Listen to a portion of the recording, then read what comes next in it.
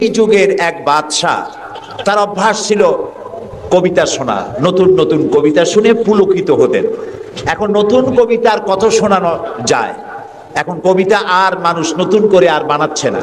ফলে রাজা তার মন্ত্রীদেরকে ডেকে বলল যে বাজারে শোহরাত করে দাও, যে ব্যক্তি নতুন কবিতা রাজাকে শোনাতে পারবে তাকে 10 সহস্র মুদ্রা পুরস্কার দেওয়া হবে।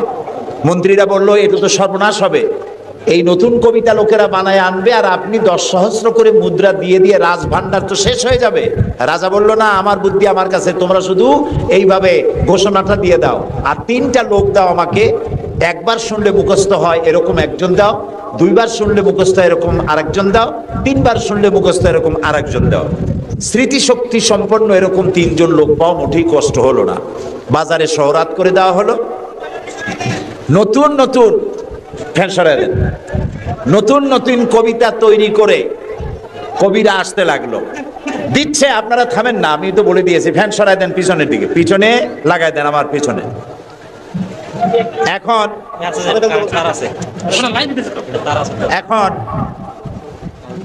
কবিরা কবিতা রচনা করে নিয়ে আসছে। নতুন কবিতা শুনতেছে রাজা, কবিতা শুনে শখ মিটাইয়া রাজা বলছে এটা কি একটা নতুন কবিতা হলো কবি? এটা তো আমি জানি। কবি কয় যে আপনি জানবেন কি করে, তো আমি তৈরি করেছি, কত হোমওয়ার্ক করে রাত জাগা কষ্ট করে এটা তৈরি করেছি, আর আপনি বলছেন আমি জানি। বাদশা বলছে শুধু আমি না, তোমার বিশ্বাস হয় না? এই যে আমার পাশে যে সব পারিষদের লোকেরা যারা বসে আছে ওরাও জানে।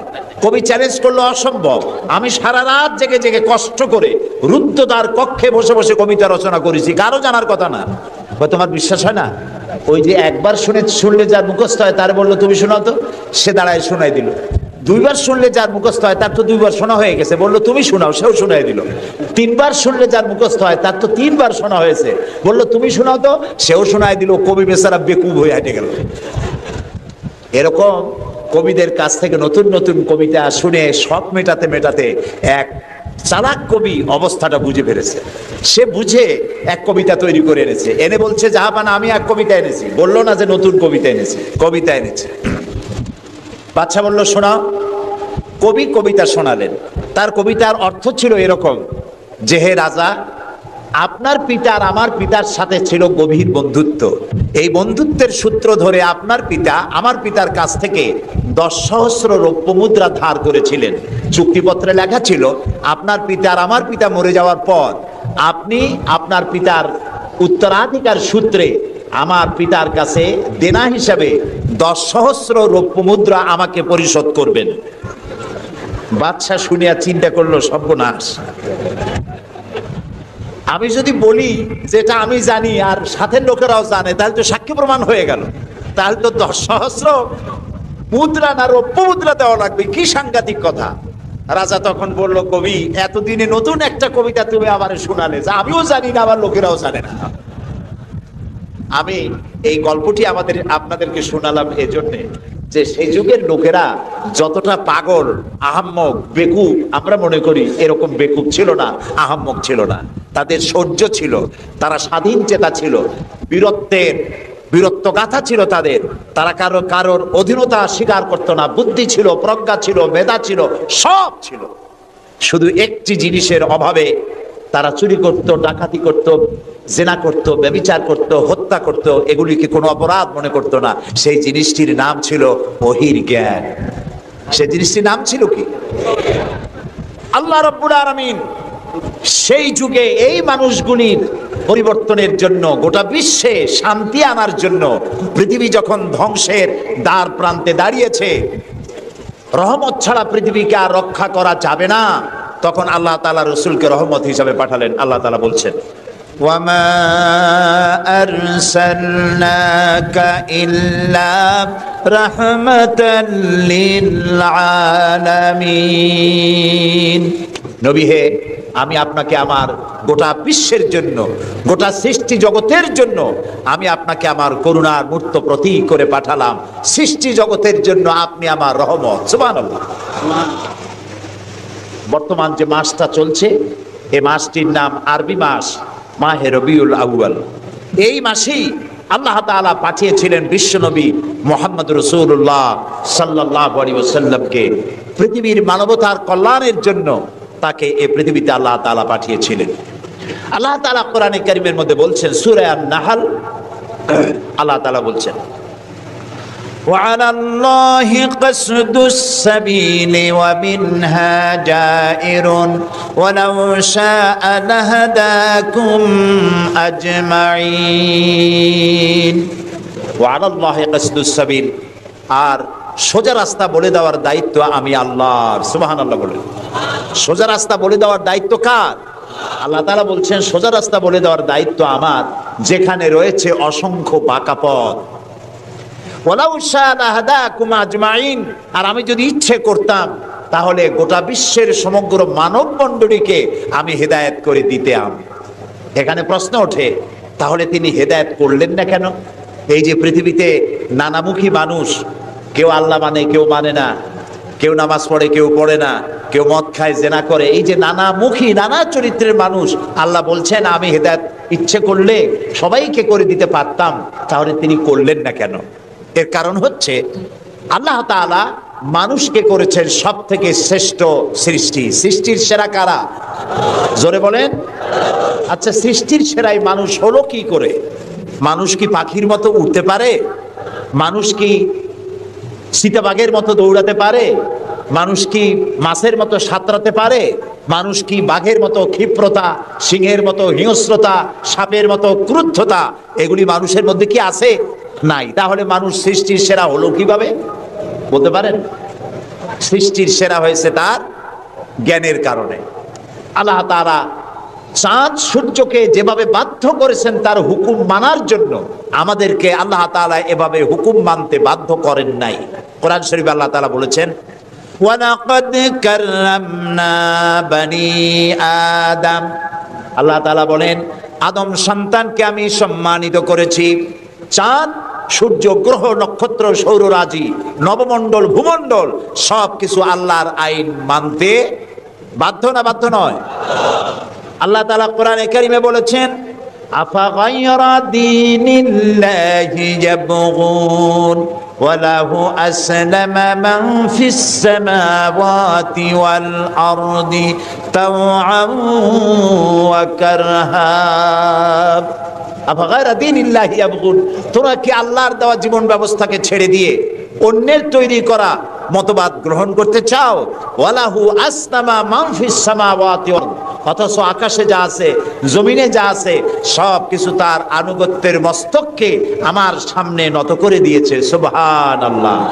চাঁদ এবং সূর্য, সূর্যের কোনো ক্ষমতা নাই। রাত এখন বাংলাদেশে 8:40, রাত, সূর্যের কোনো ক্ষমতা নাই এখন বাংলাদেশে সে উদিত হয়। রাতের অধিকারকে সূর্য ক্ষুণ্ণ করতে পারে না, সূর্যের অধিকারকে চন্দ্র ক্ষুণ্ণ করতে পারে না। লাশ-শামসু ইয়ামবাগি লাহা আন তুদরিকাল কামারা ওয়ালাল লাইলু সাবিকুন নাহার ওয়া কুল্লুন ফি ফালাকিন ইয়াসবাহুন। আকাশে জমিনে যা কিছু আছে সব আল্লাহর হুকুম মেনে চলছে, কেউ কাউকে অতিক্রম করতে পারে না। তাহলে আমরা বুঝলাম চাঁদ সূর্য হুকুম মানে কার? জোরে বলেন। এই যে গাছগুলি, চতুর্দিকে যত গাছপালা আপনারা দেখতে পান, সুবরি গাছে নারকেল হবে না, নারকেল গাছে তাল হবে না, বেল গাছে জাম হবে না, আম গাছে লিচু হবে না। ওয়ালান তাজিদা লিসুন্নাতিল্লাহি তাবদীলা। আল্লাহ তাআলা বলছেন আমার লব, নেচার, প্রকৃতির আইনের ভেতরে কোনো পরিবর্তন হবে না, আমার আইন তারা মানতে বাধ্য। কেবলমাত্র মানুষ, কেবলমাত্র মানুষ। আমি তোমাদেরকে সম্মানিত করেছি, সেই জন্য আমি তোমাকে আইন মানতে বাধ্য করি নাই। কোরআন শরীফে আল্লাহ পাক বলছেন, ইচ্ছে করলে কুফরি করতে পারো, ইচ্ছে করলে ঈমান আনতে পারো, ইচ্ছে করলে মুমিন হতে পারো, ইচ্ছা করলে কুফরিও করতে পারো। এটা তোমার ইচ্ছার উপরে ছেড়ে দিয়েছে। কারণ কাত্তা বাইয়ানার রুশদু মিনাল গাই, হক আর বাতিল দুইটাকে আমি আলাদা করে দেখিয়ে দিয়েছি। আসহাবুল ইয়ামিন, আসহাবুশ শিমাল, ডানপন্থী আর বামপন্থী দুইটা দল আমি দেখাই দিয়েছি। ডান দিকে, আর এটা বোঝার জন্য বিবেক দিয়েছি। কি দিয়েছি বলেন? বিবেক। বিবেক আছে আমাদের? আছে কি না? বিবেক দিয়েছি বোঝার জন্য। ডান দিকে যারা যাবে, এই ডান দিকের নেতৃত্ব দিবে নবীরা, আর নবীরা ডানপন্থীদেরকে সাথে নিয়ে চলে যাবে কোথায়? আল্লাহর জান্নাতে।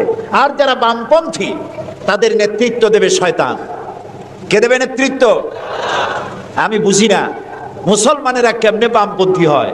আমাদের দেশে কিছু মুসলমান আছে নামধারী, নাম মুসলমানের, কিন্তু নিজেদের পরিচয় দেয় তারা বামপন্থী।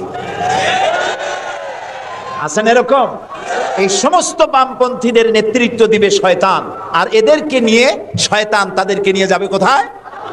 আল্লাহ তাআলা বলছেন কাত্তাবায়্যানার রুশদু মিনাল গাই, হক এবং বাতিলকে আলাদা করে আমি ভাগ করে দুটি পথকে দেখিয়ে দিয়েছি। এখন তোমার ইচ্ছা আমার উপর ঈমান আনতেও পারো, আর যদি ইচ্ছা হয় আমার সাথে কুফরিও করতে পারো। যেহেতু তুমি গাছ না, গর্জ না, চন্দ্র না, তুমি মানুষ, আমি তোমাকে সম্মান দিয়েছি, সেজন্য তোমার এখতিয়ারে ছেড়ে দিয়েছি আর বিবেকও দিয়েছি। এই বিবেক দিয়ে তুমি বুঝতে পারবা পথ কোনটা। আল্লাহ বলছেন আমার দায়িত্ব হলো ওয়া আলাল্লাহি কাসদুস সাবিল, সোজা রাস্তা বলে দেওয়ার দায়িত্ব আমার। সুবহানাল্লাহ, আমি বলে দিয়েছি সোজা রাস্তা কোনটি। আল্লাহ তাআলা বলেন সূরা ইব্রাহিমের মধ্যে আলিফ লাম রা কিতাবুন আনজালনাহু ইলাইকা লিতুখরিজান নাসা মিনাজ যুলুমাতি ইলান নূর। আল্লাহ তাআলা বলেন হে নবী, আমি আপনার উপর একখানা কিতাব অবতীর্ণ করলাম। এটা একটি কিতাব নাজিল করলাম এই জন্য লিতুখরিজান নাসা মিনাজ যুলুমাতি ইলান নূর, যাতে করে আপনি মানব মণ্ডলীকে অন্ধকার সমূহ থেকে আলোর দিকে নিয়ে আসতে পারেন। লক্ষ্য করুন কথা আল্লাহ, আমি কার কথা শোনাচ্ছি?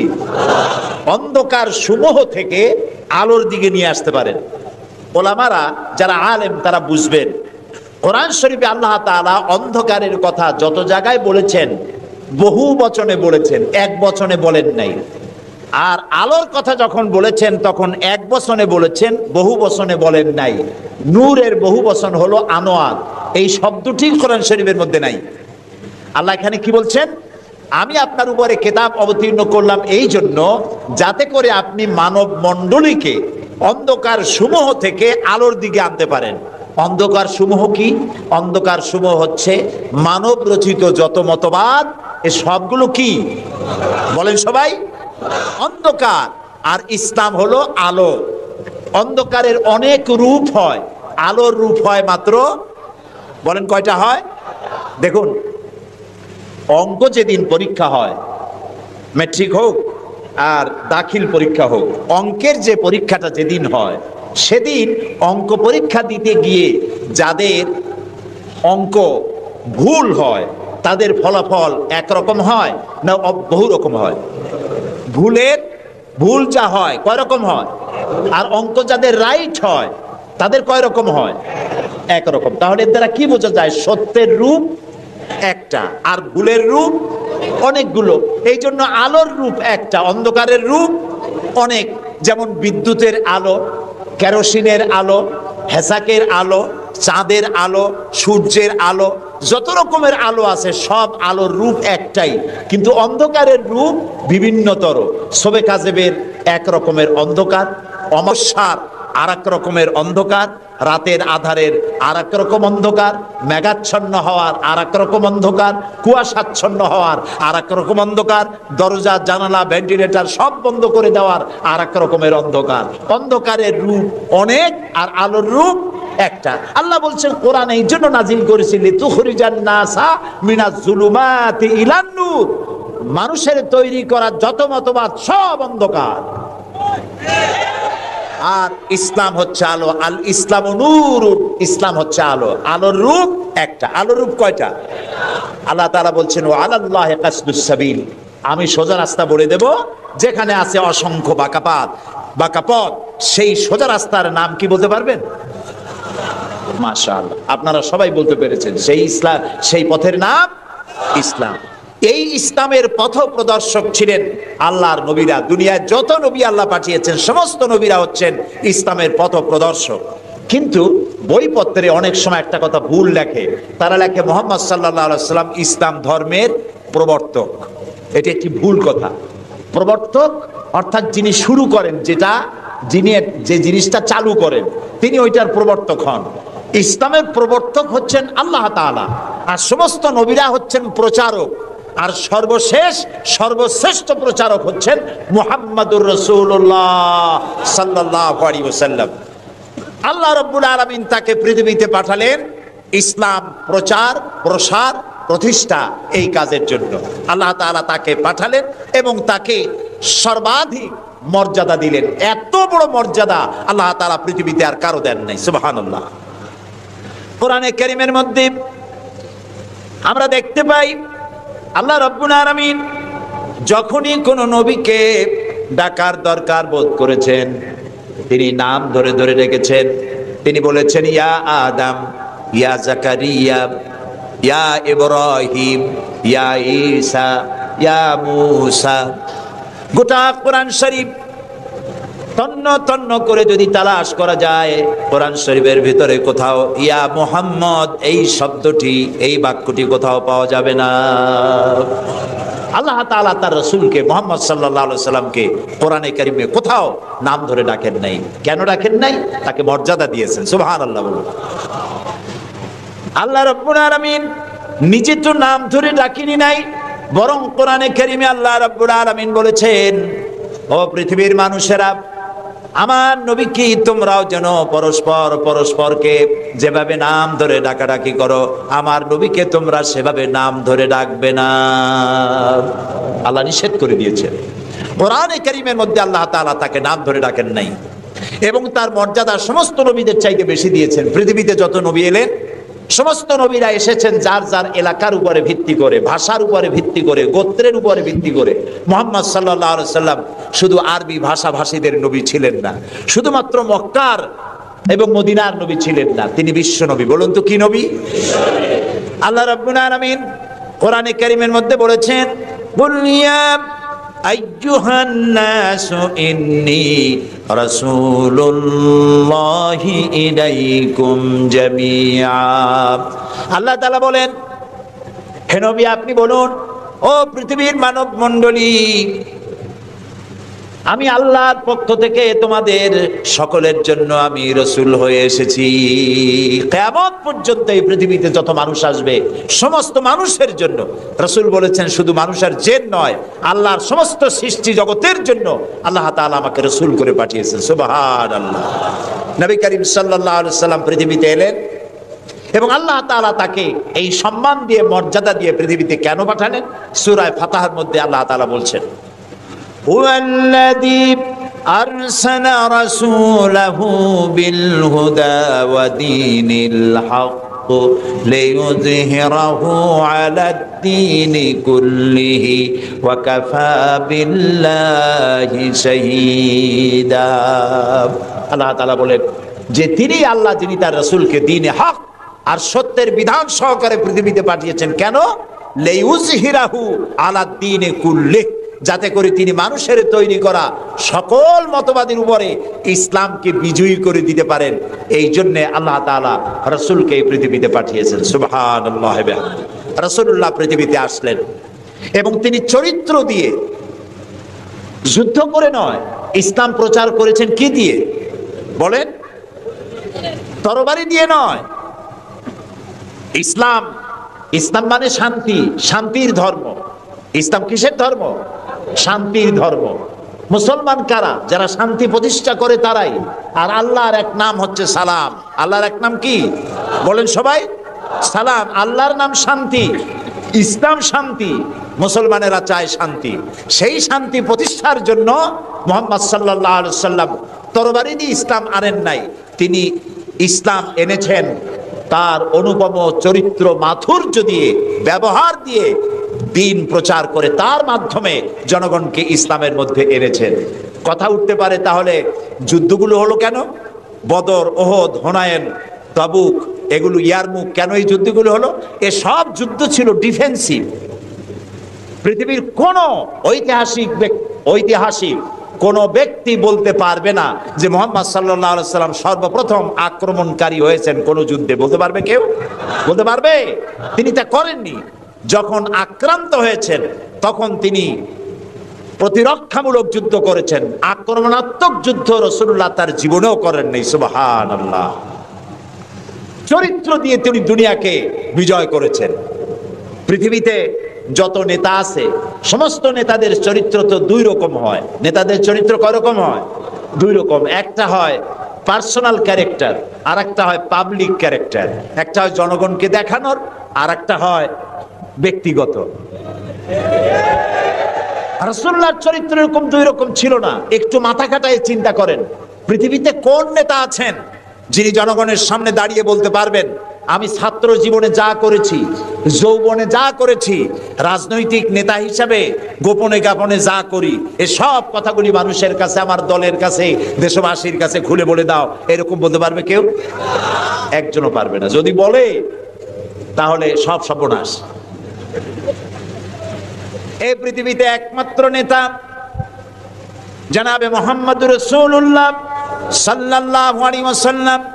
তিনি বলেছেন, ও আমার সাহাবীরা, ও আমার স্ত্রীরা, দিনের আলোতে আর রাতের আধারে আমার ভিতরে তোমরা যে আচরণ আমার দেখতে পাও, আমার ওঠা বসা, আমার চলাফেরা, আমার আচার আচরণ, যা কিছু আমার ভিতরে দেখতে পাও, সবগুলি খুলে খুলে মানুষের সামনে বলে দাও।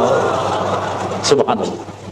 রাসূলুল্লাহর চরিত্রের সার্টিফিকেট, তার আখলাক কেমন, এটা জানার জন্য হযরত আয়েশার কাছে কয়েকজন সাহাবী প্রশ্ন করেছিলেন, মা, রাসূলুল্লাহর কাছে বেশি সময় কাটাবার সুযোগ আপনি পান, তার ইনস এন্ড আউট আপনি ভালো করে জানেন, বলুন তো তার আখলাক কেমন, তার চরিত্র কেমন? মা আয়েশা বললেন, তোমরা কি কোরআন পড়েছো? বললেন, হ্যাঁ কোরআন পড়েছি। কোরআন কি বোঝো? হ্যাঁ কোরআন বুঝি। হযরত আয়েশা বলেন, কোরআন যদি পড়ে থাকো, কোরআন যদি বুঝে থাকো, রাসূলের চরিত্র আমার কাছে জানার কোনো দরকার নাই। যেটা কোরআন তোমরা পড়েছো, কোরআনের বাস্তব নমুনা যদি দেখতে চাও, আল্লাহর নবীর দিকে তাকায়া দেখো। তার চরিত্র হলো কোরআন। রাসূলুল্লাহর চরিত্র কি? কোরআন। রাসূলুল্লাহর নবুয়তের 23 বছরের জীবনে যা আছে, 30 পারা কোরআনে তাই আছে। 30 পারা কোরআনে যা আছে, রাসূলুল্লাহর 23 বছরের নবুয়তের জীবনে তাই আছে। বড় করে বলেন সুবহানাল্লাহ। এই ছিল রাসূলের জীবন। তার চরিত্র সম্পর্কে আল্লাহ তাআলা বলছেন, ওয়া ইন্নাকা লাআলা খুলুকিন আযীম। হে নবী, আপনি উন্নত চরিত্রের উপরে প্রতিষ্ঠিত। আল্লাহ বলতেছেন। কে বলতেছেন? আল্লাহ বলতেছেন আপনি উন্নত চরিত্রের উপরে প্রতিষ্ঠিত। সুবহানাল্লাহ। এবং আমাদেরকে বলা হচ্ছে, আমাদেরকে, কাদেরকে? সারা দুনিয়ার মুসলমানদেরকে বলা হচ্ছে, লাকাদ কানা লাকুম ফি রাসূলিল্লাহি উসওয়াতুন হাসানা। গ্রহণযোগ্য মহত্তম আদর্শ তোমাদের জন্য আদর্শ রয়েছে তোমাদের রাসূলের মধ্যে। আমরা উল্টা কাজ করি। আমরা ইসলামরে চিনি পীর সাহেবরে দিয়া, মৌলানা সাহেবরে দিয়া, হুজুররে দিয়া ইসলাম বুঝতে চেষ্টা করি। এটা উল্টা কাম। আসলে ইসলাম দিয়া, কোরআন দিয়া, হাদিস দিয়া পীর সাহেবকে যাচাই করা উচিত, কোরআন হাদিস মতো উনি আছেন কিনা। হুজুর সাহেব, মৌলানা সাহেব, নেতা সাহেব কোরআন হাদিস অনুযায়ী আছে কিনা, ওই ব্যারোমিটার দিয়েই বাছাই এবং যাচাই করা উচিত। কিন্তু তা না করে আমরা উল্টাটা করি, যার জন্য আমরা প্রতারিত হই। এই জন্য রাসূল হচ্ছেন আমাদের নেতা হিসাবে শ্রেষ্ঠ নেতা। তার থেকে বড় নেতা আকাশের নিচে জমিনের উপরে কেউ নাই।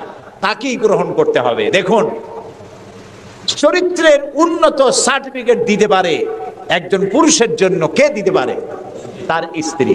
সব থেকে কে পারে? স্ত্রী বলতে পারে এই পুরুষটি কেমন।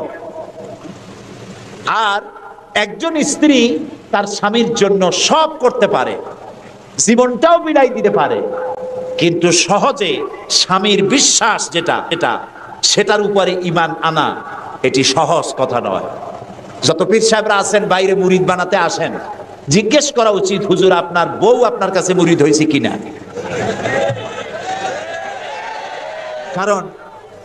কারণ বউ জানে। বাইরে এসে যতই হুজুর অনেক কিছু নামের আগে মিসবাহুল আরিফিন, সিরাজুস সালিকিন, তারপরে কি কুতুবে রব্বানি, গাউসে সামদানি, আশেকে পান্দান, সিয়াহে দান্দান, এই যতই বলা হোক না কেন, কিন্তু আসলে উনি কি ওনার বউ চাইতে কেউ ভালো জানে না। এটা ঠিক কিনা? বউ ইমান আনছে কিনা, মুরিদ হইছে কিনা, ওইটা দেখা দরকার। ড্রাইভারকে জিজ্ঞেস করা দরকার আপনার হুজুর কেমন, ড্রাইভার বলতে পারবে। ওনার সাথে খাদেমদেরকে একান্তে জিজ্ঞেস করা দরকার হুজুর কেমন, ওনারা বলতে পারবেন। দেখুন, এই পৃথিবীতে নবী করিম সাল্লাল্লাহু আলাইহি সাল্লাম যখন ওহী পেলেন, দ্বিতীয় ওহী ছিল ওয়ানজির আশিরাতাকাল আকরাবিন, নিকটবর্তী লোকদেরকে এবার দ্বীনের দাওয়াত দেন। এই সর্বপ্রথম দাওয়াতের জন্য আল্লাহ তাআলা বললেন, আল্লাহর প্রতি, জাহান্নামের প্রতি ভয় দেখান, সতর্ক করুন মানুষদেরকে। সর্বপ্রথম তিনি মনে করলেন নিকটবর্তীদেরকে দাওয়াত দিতে আল্লাহ বলেছেন আগে। আমার নিকটবর্তী খাদিজার চাইতে তো কেউ নাই। খাদিজার কাছে গিয়েই রাসূলুল্লাহ দাওয়াত দিলেন। দাওয়াতটা কি? বললেন, খাদিজা, এই যে চোখে দেখা লাত, মানাত, উজ্জা, হুবাল, এর একটাও খোদা না, এগুলো বেহুদা। এগুলা কিছু বানাইতে পারে না, কেউ সাহায্য করতে পারে না, এমনকি নিজেকেও বিপদ থেকে রক্ষা করার কোনো শক্তি ওদের নাই। এক অদেখা আল্লাহ আছেন, যিনি ছাড়া কোনো ইলাহ নাই, তোমাকে আমাকে তিনিই সৃষ্টি করেছেন, তাকে আল্লাহ হিসাবে মানো যারা দেখা যায় না। আর আমি সেই আল্লাহর শেষ নবী, আমাকে নবী হিসাবে মানো।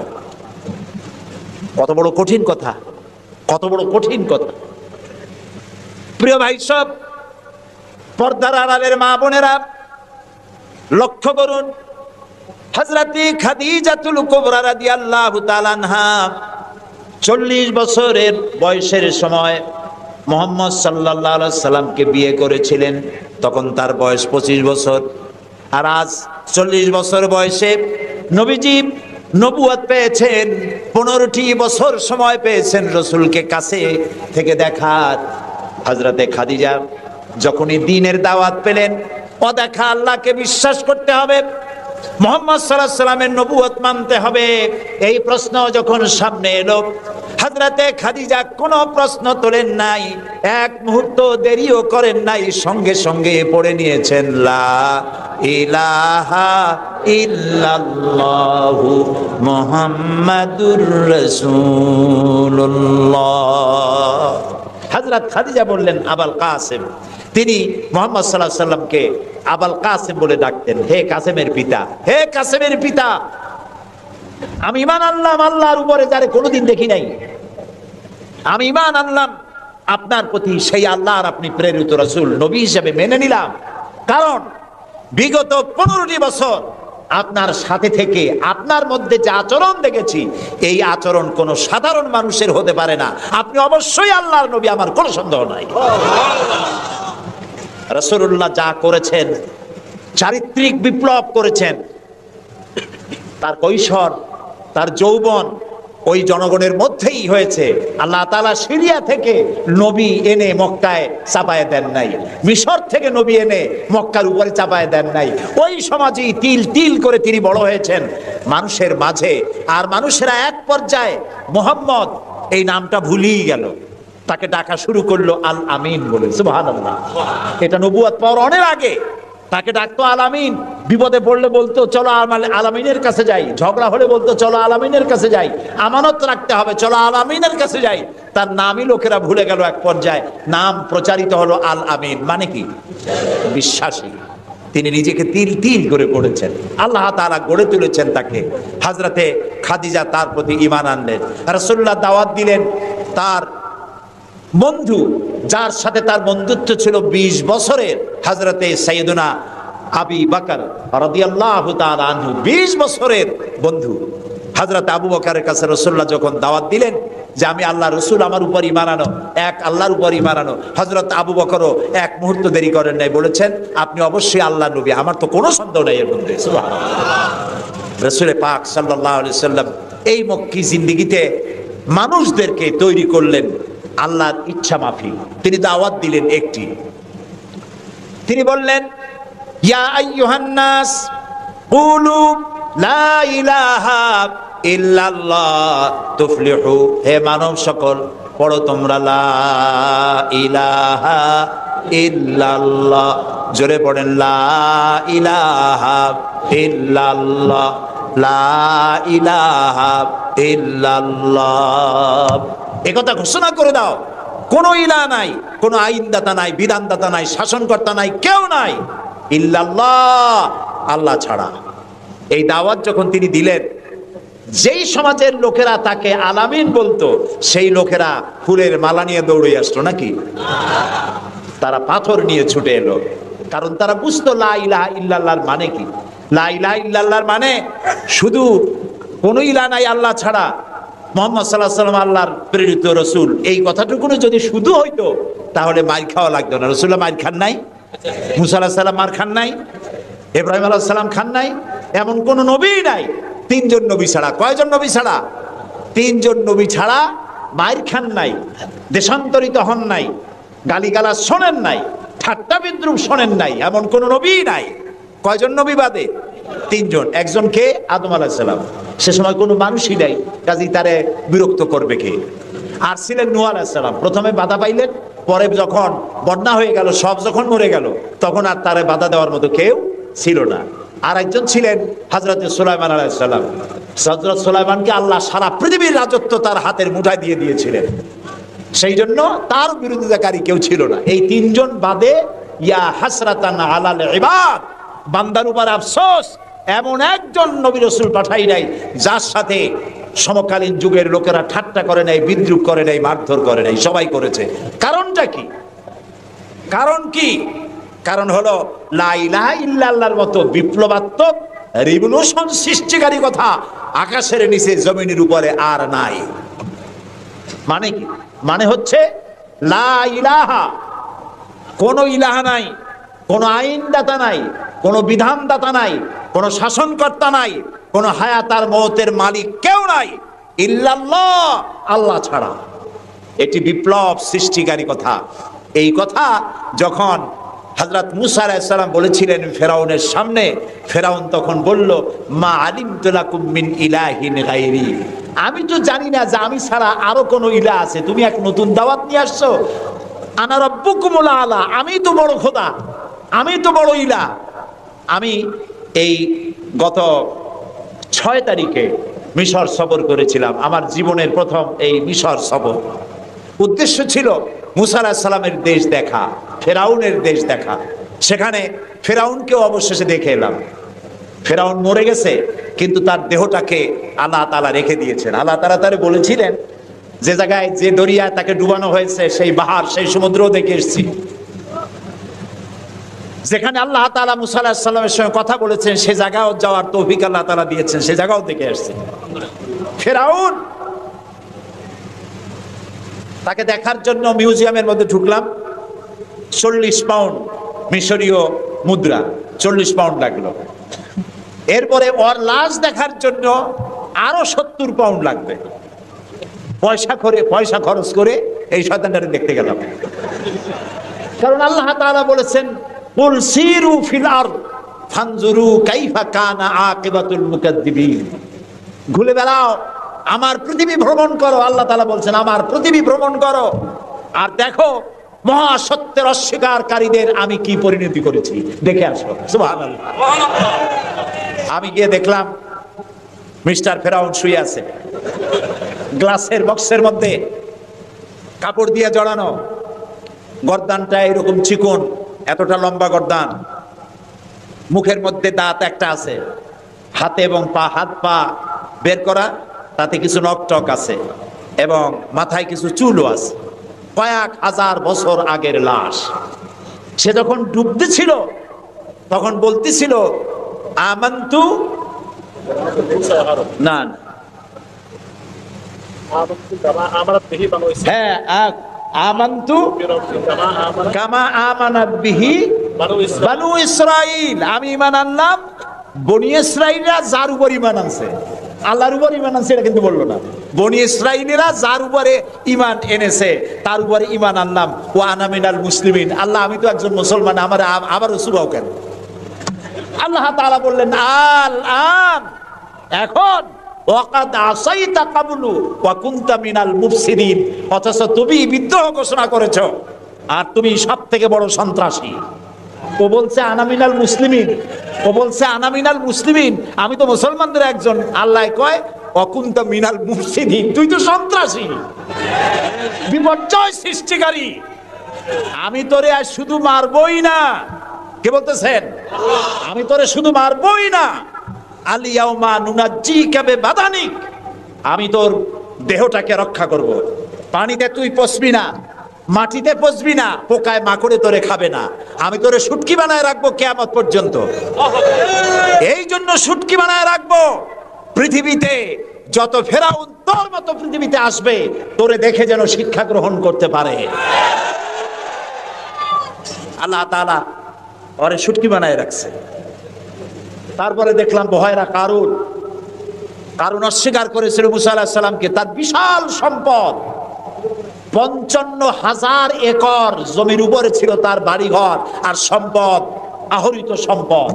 তার সিন্ধুকের চাবিগুলি বহন করত শত শত উটে। এখন চিন্তা করেন কত সম্পদের মালিক। মুসা আলাইহিস সালাম যখন তার কাছে যাকাতের দাবি করলেন, ঈমানের দাবি করলেন, তখন মুসা আলাইহিস সালামের উপরে বহতান, তাকে লাঞ্ছিত করলো, তাকে দুর্নাম অপবাদ দিল। মুসা আলাইহিস সালাম আল্লাহর কাছে গজব চাইলেন, আল্লাহ তাআলা তারে গজব দিলেন। 55,000 একর সম্পত্তি, বাড়িঘর, আর সে নিজে শুদ্ধ মাটির নিচে আল্লাহ গরক করে দিলেন। এখন বিরাট হ্রদে পরিণত হয়ে গেছে। তারপরে যখন আমি দাঁড়ালাম, দেখতে পেলাম সমুদ্রের মতো কোনো কুল কিনারা নাই, কোনো কুল কিনারা নাই। তার সম্পদ শুদ্ধ আল্লাহ তাআলা রেখেছেন। আল্লাহ তাআলা বলছেন, পৃথিবী ঘোরো আর দেখো মহাসত্যের অস্বীকারীদেরকে কি ধরনের শাস্তি দিয়েছি, দেখে আসো। সুবহানাল্লাহ। এই ফেরাউনের কাছে যখন মুসা আলাইহিস সালাম বললেন, ঈমান আনো আমার উপরে, আল্লাহর উপর ঈমান আনো, সে কয় মা আলিমতু লাকুম মিন ইলাহিন গায়রি, আমি তো জানি না আমি ছাড়া আরো কোন ইলাহ আছে, আমি তো ইলাহ। তুমি যদি আমাকে ছাড়া কাউকে ইলাহ মানো, লা আজআলান্নাকা মিনাল মাসজুনিন, আমি তোমাকে কারারুদ্ধ করে রাখবো। মুসা আলাইহিস সালাম কয়, তুই কারে জেলের ভয় দেখাও? আমি তো আল্লাহর পয়গম্বর, আমি তো তোমার জেলের পরোয়া করি না। সুবহানাল্লাহ ওয়া বিহামদিহি। মুসা আলাইহিস সালামকে কে পাঠাইছে ফেরাউনের কাছে? কে পাঠাইছেন? আল্লাহ তাআলা নিজে পাঠাইছেন। আল্লাহ তাআলা বলছেন, হে মুসা, আমি তোমাকে আমার জন্য বানাইছি। সুবহানাল্লাহ। ওয়া নাখতারতুকা ফাসতামি' লিমা ইউহা। এখন শোনো আমি তোমারে কি বলি। ইযহাব ইলা ফিরআউনা ইন্নাহু তাগা, ফিরআউনের কাছে যাও, সে সীমা লঙ্ঘন করেছে, তার কাছে দ্বীনের দাওয়াত দাও।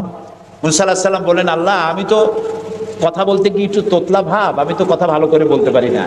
রব্বিশরাহ লি সাদরি ওয়া ইয়াসসির লি আমরি ওয়াহলুল উকদাতাম মিন লিসানি ইয়াফকাহু কাওলি।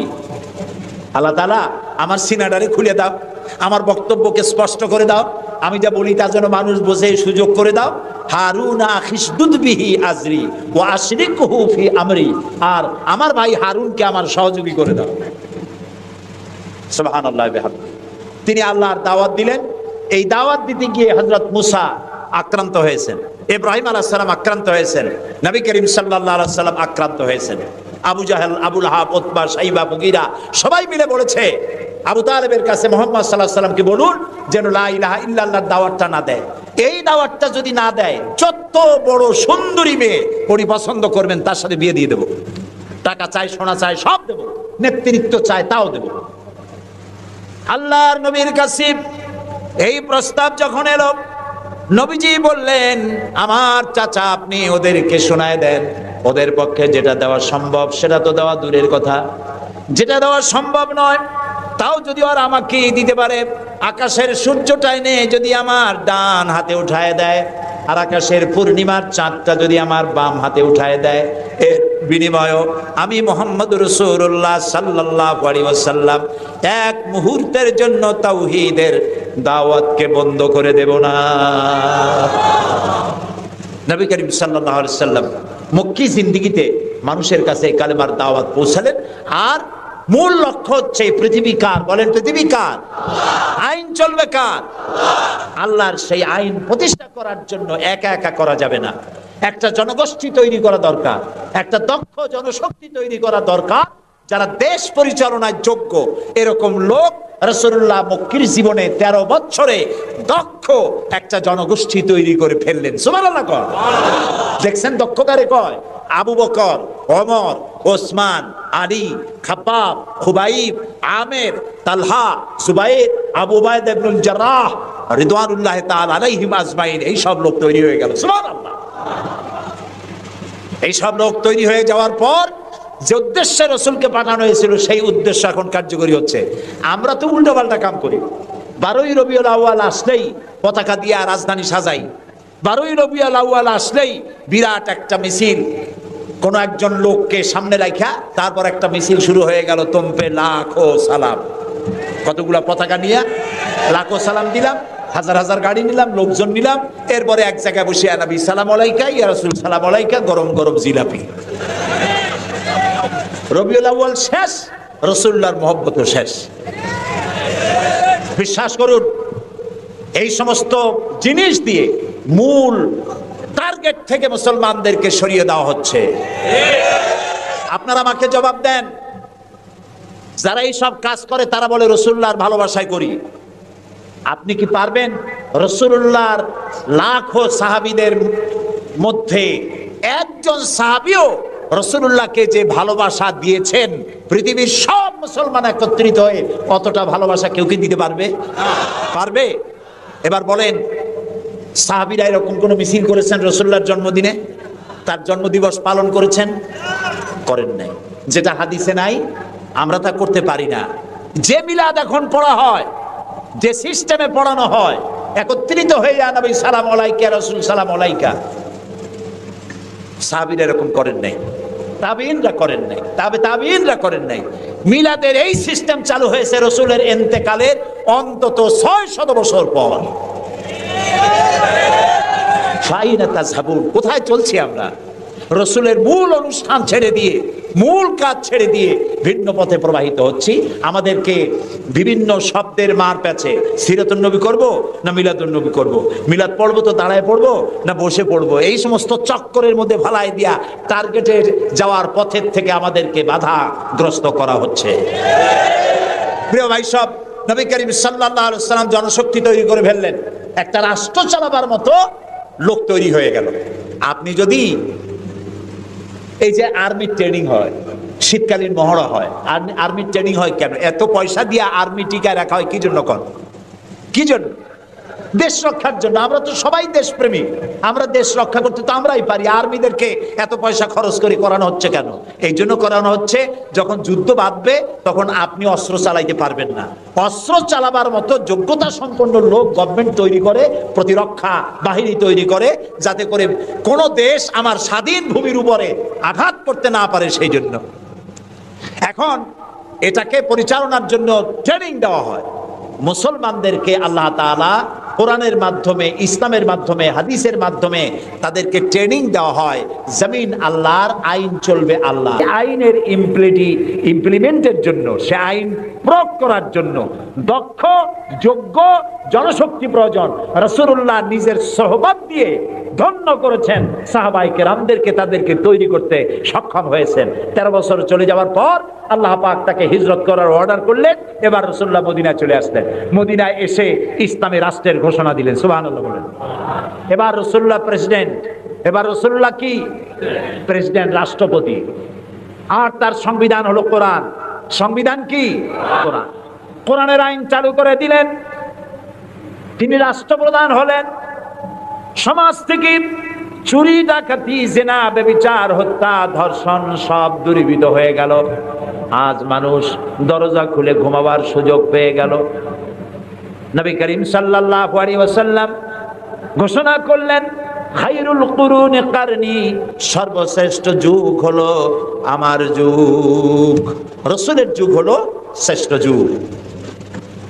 সমাজ থেকে চুরি ডাকাতি নির্মূল হয়ে গেল কোরআনের আইন চলার কারণে। যারা বিরোধিতা করছিল তারাও দেখলো যে মুহাম্মদ সাল্লাল্লাহু আলাইহি ওয়াসাল্লামের সাথে আমরা খামোখাই বিরোধিতা করেছি, উনি তো আমাদের বিরোধী লোক না, উনি তো আমাদের ধর্মের বিরুদ্ধে লোক না, উনি তো দেশে আইন দিয়েছেন এমন যে আইনের মাধ্যমে মানুষ তার নিজের ধর্ম পালন করতে পারে, চুরি করে না, ডাকাতি করে না, মানুষ খাবার পায়, পড়ার পায়, থাকার পায়, সবকিছুর গ্যারান্টি পেয়েছে। আল্লাহ তাআলা তখন একটি সূরা নাযিল করলেন। আল্লাহ তাআলা সূরা নাসর নাজিল করলেন, ইযা জাআ নাসরুল্লাহি ওয়াল ফাতহ ওয়া রাআইতান নাসা ইয়াদখুলুনা ফি দীনিল্লাহি আফওয়াজা। আল্লাহ তাআলা বলেন, যখন আল্লাহর পক্ষ থেকে বিজয় আসবে, আল্লাহর সাহায্য যখন আসবে, তখন দেখতে পাবে দলে দলে লোকেরা ইসলামে প্রবেশ করছে। রাসূলুল্লাহর ইন্তেকালের সময় দেখা গেল আশেপাশে যত গোত্রে ছিল, এলাকা ছিল, সব পড়ে ফেলেছে লা ইলাহা ইল্লাল্লাহু মুহাম্মাদুর রাসূলুল্লাহ। কাফের বলতে আর কেউ ছিল না। শান্তি পেল, নিরাপত্তা পেল। ইসলাম শান্তি এবং নিরাপত্তা। এই শান্তি এবং নিরাপত্তার পথে মানুষ যাতে আর না আসতে পারে, সেই জন্য আজকের পৃথিবীর বৃহৎ শক্তি লেগেছে ইসলামকে ধ্বংস করার জন্য। আজ আমাদেরকে বলা হচ্ছে সন্ত্রাসী, মুসলমানদেরকে বলা হচ্ছে সন্ত্রাসী আর মৌলবাদ। আপনারা বলেন, বাংলাদেশের মতো এত শান্তি আর কোথায় আছে বলেন? এই যে পয়লা বৈশাখ গেল, পয়লা বৈশাখী আনন্দ উদযাপন করার জন্য ঢাকা শহরে যা মানুষ নামলো, ইতিহাসে নাকি এত মানুষ কোনোদিন নামে নাই। পেটে বাচ্চা, কোলে বাচ্চা, ঘাড়ে বাচ্চা, এগুলো নিয়ে রাত 12টা 1টা পর্যন্ত রাস্তায় রাস্তায় হিন্দু মুসলমান দৌড়দৌড়ি করেছে। কোনো অশান্তি ছিল? এই প্রথমবারের মতো বাংলাদেশে গত 30 বছরের মধ্যে গত রমজানে রোজার পূজা একসাথে আসলো, ঠিক না? হিন্দুরা তাদের দুর্গা পূজা করতে পারছে? বলেন না পারছে কিনা? মুসলমানেরা রোজাও রাখতে পারছে, ওরা পূজাও করতে পেরেছে, ঠিক না ভাই? এবার বলেন, এই ফেনীতে আপনারা দুর্গা পূজার সময় কয়টা মূর্তির মাথা ভাঙছেন বলেন? ভাঙছেন? মন্দির ভেঙেছেন? কোন হিন্দু পিটাইয়া ভারতে পাঠায় দিয়েছেন? বাংলাদেশে সাম্প্রদায়িক সম্প্রীতি সব থেকে বেশি ভালো, আলহামদুলিল্লাহ। কিন্তু আমাদের দেশের চিহ্নিত একটি মহল দেশে বিদেশে অনবরত বাংলাদেশের বিরুদ্ধে বলে বেড়াচ্ছে এখানে সাম্প্রদায়িক সম্প্রীতি নাই, এখানে নাকি হিন্দুরা নিরাপত্তা বোধ করছে না, এখানে নাকি সন্ত্রাসের জ্বালা মানুষ অস্থির, আর সন্ত্রাস সব নাকি তৈরি হয় মাদ্রাসায়। এরা মাদ্রাসা বিরোধী, মাদ্রাসা ওদের সহ্য হয় না। প্রিয় ভাই সব, এটাই জন্য আমাদেরকে যে কথার থেকে এই পর্যন্ত এসেছি, আমাদের বলা হচ্ছে সন্ত্রাসী, মৌলবাদী। বাংলাদেশে সন্ত্রাসী এটি একটি গল্প, আন্তর্জাতিক সন্ত্রাসের সাথে বাংলাদেশের কোনো সম্পর্ক নাই, আলহামদুলিল্লাহ। আমরা আমেরিকাকে বলতে চাই, অভিশপ্ত ইহুদিরা প্রত্যেক দিন প্যালেস্টাইনি মুসলমানদেরকে হত্যা করছে, এটা কি সন্ত্রাসী তৎপরতা নয়? ইহুদিরা প্রতিদিন তাদের বুলডোজার দিয়ে ফিলিস্তিনের মুসলমানদের বাড়ি ঘর বুলডোজার দিয়ে মাটির সাথে গুড়িয়ে দিচ্ছে, এটা কি সন্ত্রাসী তৎপরতা নয়? সেই অভিশপ্ত ইহুদি জাতির প্রধানমন্ত্রী শ্যারন, তারে বুশ বলছেন তিনি নাকি শান্তির পায়রা। তা আমি বলেছি, শ্যারন যদি হয় শান্তির পায়রা, তাহলে পৃথিবীতে অশান্তির শকুনের নাম কি?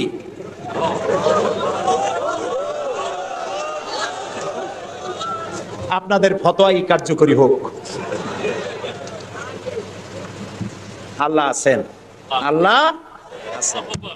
ও তো ভালো, ফেরাউন ওর থেকে শক্তিশালী ছিল, নমরুদ ওর থেকে শক্তিশালী ছিল। ফেরাউনের সুবাইয়া আল্লাহ শেষ করছে, নমরুদের জুতা দিয়ে পিটাই আল্লাহ বিদায় করে দিছে, ঠিক না? সেই আল্লাহ আছে কিনা? জোরে বলেন, আছে। তবে ওয়ামাকারু ওয়ামাকার আল্লাহ ওয়াল্লাহু খায়রুল মাকিরিন। আল্লাহর কৌশল, আল্লাহ সব থেকে বড় কৌশলী। ও বলতেছে মুসলমান শেষ করে দেবে, কলে কলে সব শেষ করবে, মুসলমান ইসলামের রাষ্ট্র শেষ করে দেবে। আল্লাহ তাআলা তার ঘরের মধ্যে মুসা আলাইহিস সালামের মারার চেষ্টা করছিল না ফেরাউন? একটা পুরুষও বাঁচতে দেবে না, সব মেয়ে লোক জিন্দা রাখবো, মেয়ে লোক সব মেরে ফেলবো, এরকম বলছিল না? সেই জায়গায় আল্লাহ মুসারে বানাইছেন কিনা? লালিত পালিত করছেন কোথায়? ফেরাউনের ঘরের মধ্যে। যে বুশ দুনিয়া থেকে ইসলাম আর মুসলিমদেরকে মিটাতে চান, সেই বুশের ঘরের মধ্যে আল্লাহ তাআলা ইসলাম ঢুকাই দিছে।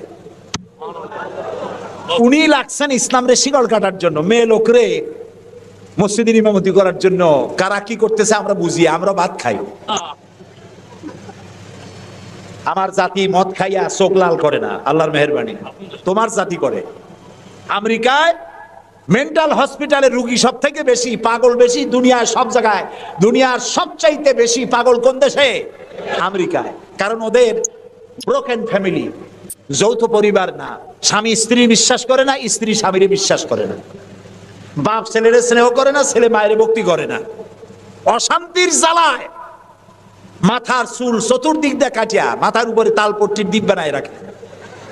কেউ বা মাথার চুল ছোট ছোট করে কাটিয়া পিছনের দিকে বাসার নাম্বার, মোবাইল নাম্বার লিখে রাখে। আমি দেখে কইছি, শয়তানে যদি দেখে, শয়তান খালি কানবে আর বলবে যে আমি শয়তান হয়েছিলাম কি কাজে। এইটা তো খারাপ শয়তান। শান্তি নাই, অশান্তির দাবানল জ্বলছে গোটা আমেরিকা জুড়ে। ওরা মুসলমানদের ঐতিহ্য ধ্বংস করার জন্য একটা কোথার থেকে শয়তান মহিলা এনে মসজিদের ইমামতি করেছে। আর ওর পেছে যারা নামাজ পড়ছে সেগুলো সব বেনামাজি, কোনো নামাজি না। আর যিনি ইমামতি করেছেন পত্রিকা এসেছে তার নাকি স্বামী ছাড়াই একটা বাচ্চা হয়েছে। এই হলো ইমাম। যে জাতের ইমাম সেই জাতের মুয়াজ্জিন, সেই জাতের মুক্তাদি। প্রিয় ভাই সব, 9/11 পরে ওই জাতির মধ্যে চিন্তা হয়েছিল যে মুসলমানেরা নাকি বোমা মারে সব জায়গায়। পত্রপত্রিকা আসছে মুসলমানরা বোমা মারছে। মুসলমানরা এই আধুনিক বোমা বানাবার শক্তি পায় কোথায়? নিশ্চয়ই কোরআন শরীফ আছে। এই কোরআন শরীফ পড়া শুরু করলো। কোরআন শরীফ পড়িয়া তারা দেখতে পেল যে এর মধ্যে তো বোমা বানাবার কথা নাই, বরং সন্ত্রাসের বিরুদ্ধে বক্তব্য আছে। সন্ত্রাসীদের কি শাস্তি হবে তাও সূরা মায়েদার মধ্যে আল্লাহ বলে দিয়েছেন। এখন কোরআন শরীফ পড়ে পড়ে অবস্থা এই হয়েছে, প্রত্যেক বছর আমেরিকায় 20 থেকে 25 হাজার আমেরিকান সাদা খ্রিস্টান ইসলাম কবুল করে মুসলমান হয়ে যাচ্ছে। ঠেকাইতে পারবে না ইসলামকে। ইসলাম হলো সূর্যের মতো, এদিক দিয়ে ডুবে দেখা যায় পশ্চিম দিক দিয়ে ডুবে গেছে, আর বুঝি উঠবে না। সকালবেলা দেখে পূব দিক দিয়ে কি হয়েছে? উদিত হয়ে গেছে। আবার ওদিকে ডুবলো, এদিক দিয়ে উঠলো। ইসলামও এইরকম। মনে হয় ইরাকে ইসলাম শেষ, আফগানে শেষ হয়ে গেল, আল্লাহ তাআলা আবার ফিলিস্তিন দিয়ে উঠায় দেবে, বাংলাদেশ দিয়ে উঠায় দেবে, কাশ্মীর থেকে উঠায় দেবে। ইসলাম রে নিবাইতে পারবে না। ইউরিদুন আল ইউতফিউ নূরাল্লাহি বিআফওয়াহি আল্লাহু মুতিম্মু নূরি। মুখের ফু দিয়ে ইসলামকে নিবানো যাবে না। এটা কার? ইসলাম কার? আল্লাহ তাআলার। হযরত মূসা আল্লাহ পাকের কাছে একবার প্রশ্ন তুলেছেন, আল্লাহ পাক তুমি নাকি? আল্লাহ বলেন তুমি বিশ্বাস করো না? মূসা আলাইহিস সালাম বলছেন অবশ্যই বিশ্বাস করি। আল্লাহ পাক বললেন বিশ্বাস যদি করো তাহলে বুঝানো যাবে। হযরত ইব্রাহিম আলাইহিস সালাম বলেছিলেন আল্লাহ পাকের কাছে, কাইফা রব্বি আরিনি কাইফা তুহিল মাউতা, হে রব তুমি আমারে দেখাও কেমনে তুমি মৃত্যুকে জিন্দাকে মৃত্যু করো, মৃত্যুকে জিন্দা করো, একটু দেখাও আমার। আল্লাহ পাক বললেন আওয়ালাম তুমিন, বিশ্বাস করো না? ইব্রাহিম আলাইহিস সালাম সঙ্গে সঙ্গে বললেন বালা। নাম বললেন না। বালা মানেও হ্যাঁ, নাম মানেও হ্যাঁ, কিন্তু একটু বেশ কম আছে। তিনি নাম না বলে বালা বললেন। নামের অর্থ হলো হ্যাঁ, আর না বালা, বালার অর্থ হচ্ছে কেন নয়, অবশ্যই বিশ্বাস করি। ওয়ালাকিন লিয়াতমাইন্না কালবি, তবে আল্লাহ তুমি যদি চোখে দেখাও একটু, তাহলে এগুলি একটুখানি লিয়াতমাইন্না কালবি, আমার অন্তরাত্মা প্রশান্তি লাভ করবে যদি চোখে দেখতে পারি। আল্লাহ বলেন তাহলে তোমারে দেখাবো। আল্লাহ দেখাইলেন। মুসা আলাইহিস সালাম যখন বললেন যে আল্লাহ পাক আর মৃত্যুকে চিন্তা করো কেমনে, তুমি ঘুমায় থাকো, না ঘুমায় পারো কেমনে, তোমার নাকি ঘুম নাই, তন্দ্রা নাই। আল্লাহ পাক বলেন বিশ্বাস করো না? বলে বিশ্বাস করি। তো ঠিক আছে তাহলে তোমার দেখাই। বললেন 1 গ্লাস পানি নিয়ে আসো। 1 গ্লাস পানি নিয়ে এসে দাঁড়িয়ে থাকো। আল্লাহ পাক মুসা আলাইহিস সালামকে বললেন 1 গ্লাস পানি নিয়ে দাঁড়াও। আর ঘুমকে আল্লাহ পাক বললেন মুসারে ধরো। মুসা আলাইহিস সালাম নিদ্রাচ্ছন্ন হলেন, তন্দ্রা এসে গেল, হাত শিথিল হয়ে হাতের থেকে পানি ভর্তি গ্লাস পড়ে ভেঙে চুরমার হয়ে গেল। মুসা আলাইহিস সালাম ভয় পেয়ে গেলেন। আল্লাহ রাব্বুল আলামিন বলেন ভয় পাওয়ার কোনো কারণ নাই, তোমার প্রশ্নের জবাব আমি এভাবেই দিলাম। 1 গ্লাস পানি নিয়ে কয়েক মিনিট দাঁড়াইতে পারো নাই, ঘুমের সঙ্গে সঙ্গেই গ্লাস পড়ে ভেঙে গেল। তামাম আকাশ আর জমিন, গোটা সৃষ্টি জগৎ তোমার আল্লাহ পাকের হাতের মুঠার মধ্যে রয়েছে। আল্লাহ যদি ঘুমায় যায় সব শেষ হয়ে যাবে। তামাম সৃষ্টি জগতের ট্রাফিক কন্ট্রোল আল্লাহ কর্তৃক হয়, আর মানুষের যা হয় আল্লাহ পাক তার থেকে সম্পূর্ণ মুক্ত। আল্লাহ পাকের ঘুম নাই, তন্দ্রাও নাই। লা তাখুযুহু সিনাতু ওয়ালা নাওম, ঘুমও নাই, তন্দ্রাও নাই।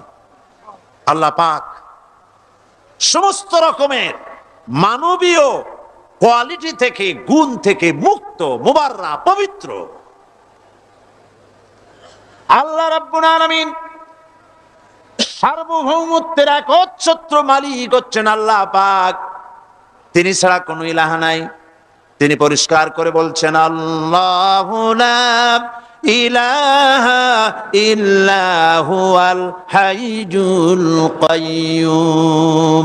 সবাই পড়েন, আল্লাহু লা ইলাহা ইল্লা হুয়াল হাইয়ুল কাইয়্যুম।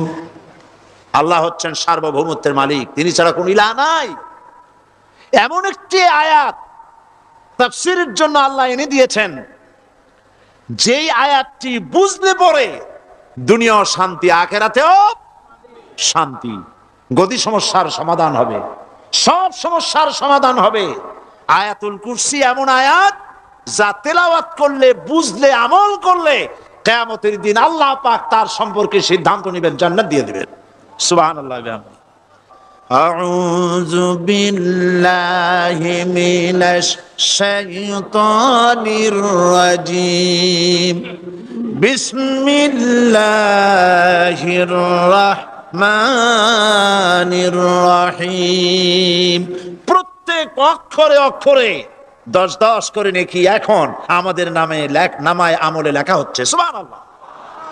গলা ছেড়ে দিয়ে সবাই পড়েন আমার সাথে, আল্লাহু লা ইলাহা ইল্লা হুয়াল হাইয়ুল কাইয়্যুম লা তাখুযুহু সিনাতুন ওয়ালা নাওম লাহু মা ফিস সামাওয়াতি ওয়া মা ফিল আরদ من ذا الذي يشفع عنده إلا بإذنه يعلم ما بين أيديهم وما خلفهم ولا يحيطون بشيء من علمه إلا بما شاء وسع كرسيه السماوات والأرض ولا يؤوده حفظهما وهو العلي العظيم صدق الله العظيم।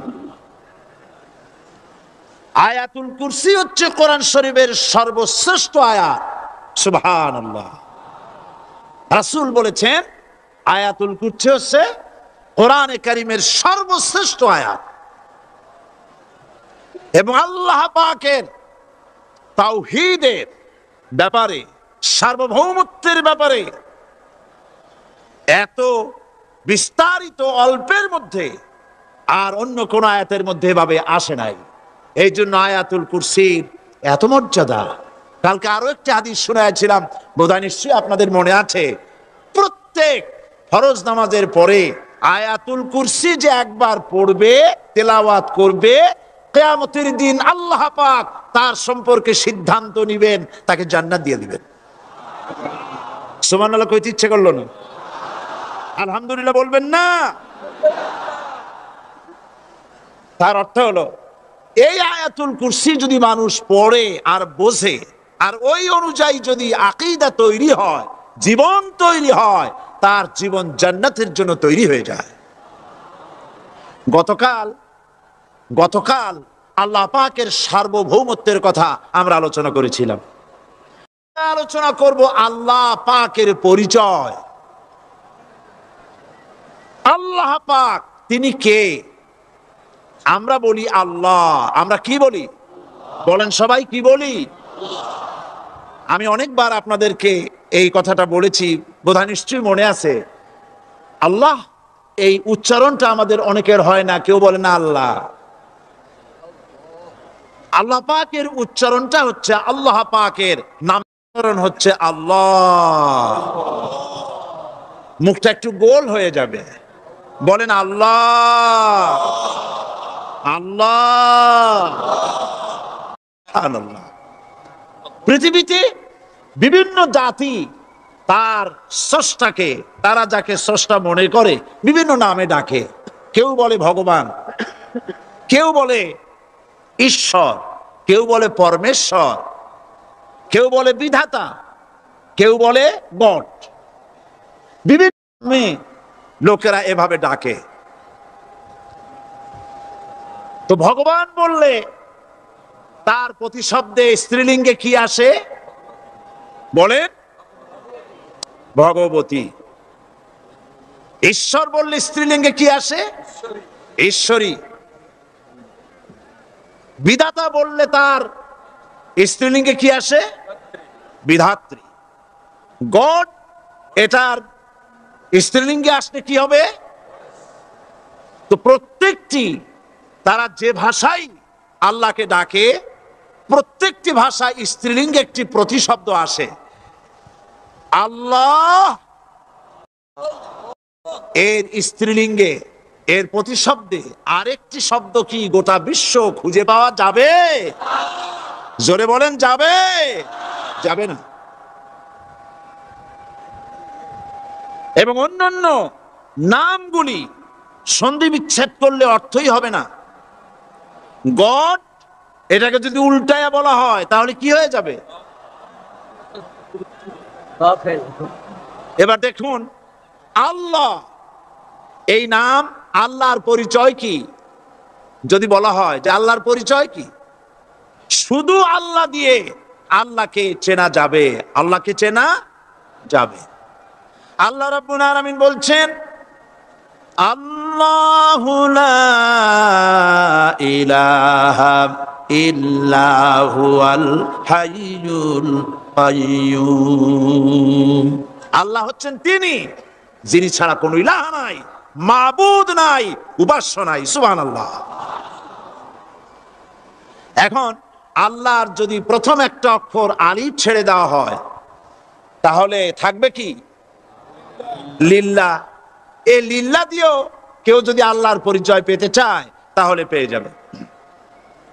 আল্লাহ রাব্বুল আলামিন কোরআনে কারীমের ভিতরে শুধু লিল্লাহ দিয়েও আল্লাহকে চেনার ব্যবস্থা করেছেন। লিল্লাহি মা ফিস সামাওয়াতি ওয়া মা ফিল আরদ। আকাশ এবং জমিনের সার্বভৌমত্বের একচ্ছত্র মালিকানা কার? আল্লাহ পাকের। এখন লিল্লাহ থেকে একটা লাম ছেড়ে দেন, কি থাকবে?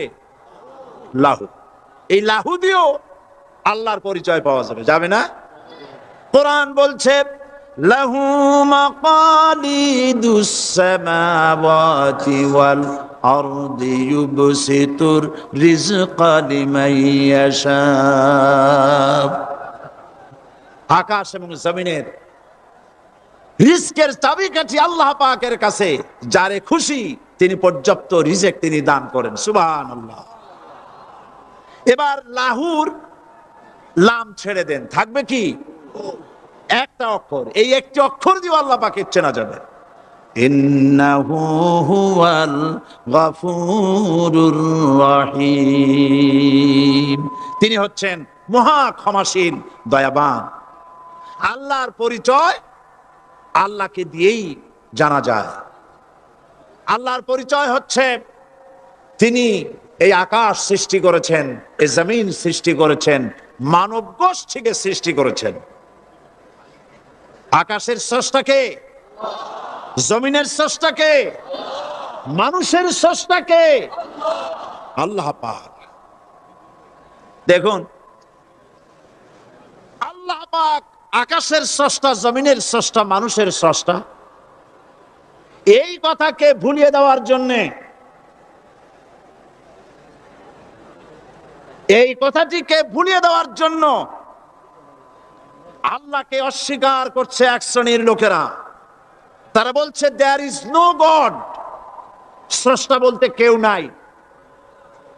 Unseen is nothing. আল্লাহ পাক কোরআনকে বোঝার জন্য, আল্লাহকে চেনার জন্য ব্যবস্থা করেছেন। ওরা বলছে কি আনসিন ইজ নাথিং, যা দেখা যায় না সেটা কিছুই নেই, সেটা বিশ্বাস করি না।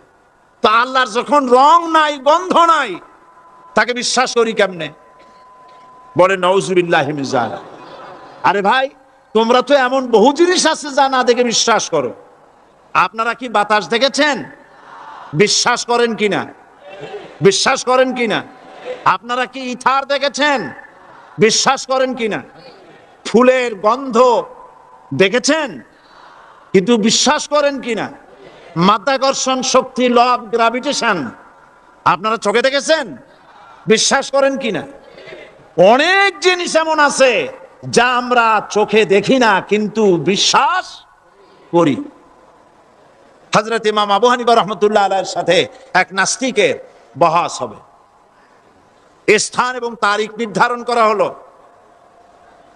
ইমাম সাহেব দেরি করে আসলেন। নাস্তিক বলছে, আমি আপনার সঙ্গে কোনো বিতর্কে যেতে চাই না, কারণ আপনি ওয়াদা রক্ষা করতে পারেন নাই। নির্ধারিত সময় অন্তত 3 ঘন্টা পরে এসেছেন। তিনি বললেন, আমি কেন দেরি করলাম সেটা তো তুমি জিজ্ঞেস করবে। আচ্ছা বলেন কেন দেরি করেছেন? তিনি বললেন, দেখো, এই জায়গায় আসার পথে একটা নদী বেঁধেছিল, তো আসবো কি করে? আমার কাছে পারাপারের কোনো বন্দোবস্ত ছিল না। এক পর্যায়ে হতাশ হয়ে গেলাম, আমার বোধহয় যাওয়াই হবে না। শেষ পর্যন্ত আমি দেখতে পেলাম হঠাৎ করে আমার পাশে একটা ফলের বীজ পড়লো, তা দিয়ে একটা গাছ অঙ্কুরিত হলো। দেখি না দেখ গাছটা একটা ময়ূর হয়ে পরিণত হয়ে গেল। কই থেকে একটা করাতে সে গাছটা কেটে ফেলে দিল। হঠাৎ কতগুলি তক্তা বেরিয়ে আসলো, কোথার থেকে একটা হাতুড়ি আর কতগুলি লোহা এসে ঠাস ঠাস করে বাড়ি লেগে একটা কিস্তি তৈরি হয়ে গেল। কিস্তিটার ধাপায় পড়লো নদীতে, আমি লাফ দিয়ে উঠলাম, তাই দেরি হলো।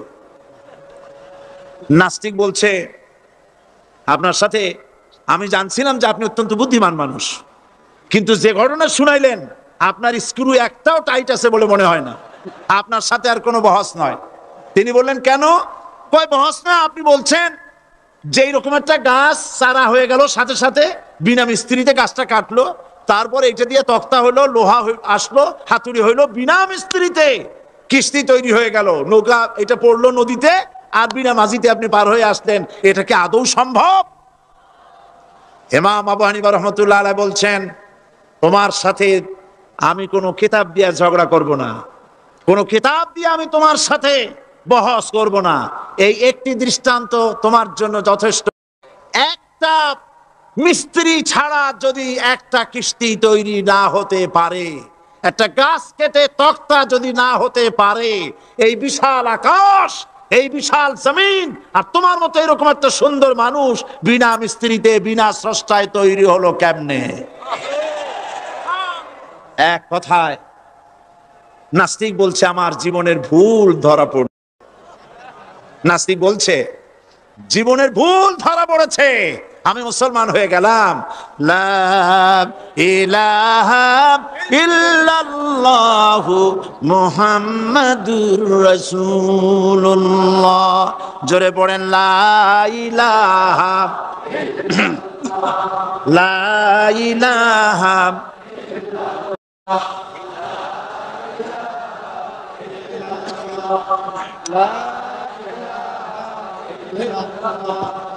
লা ইলাহা ইল্লাল্লাহু মুহাম্মাদুর রাসূলুল্লাহ।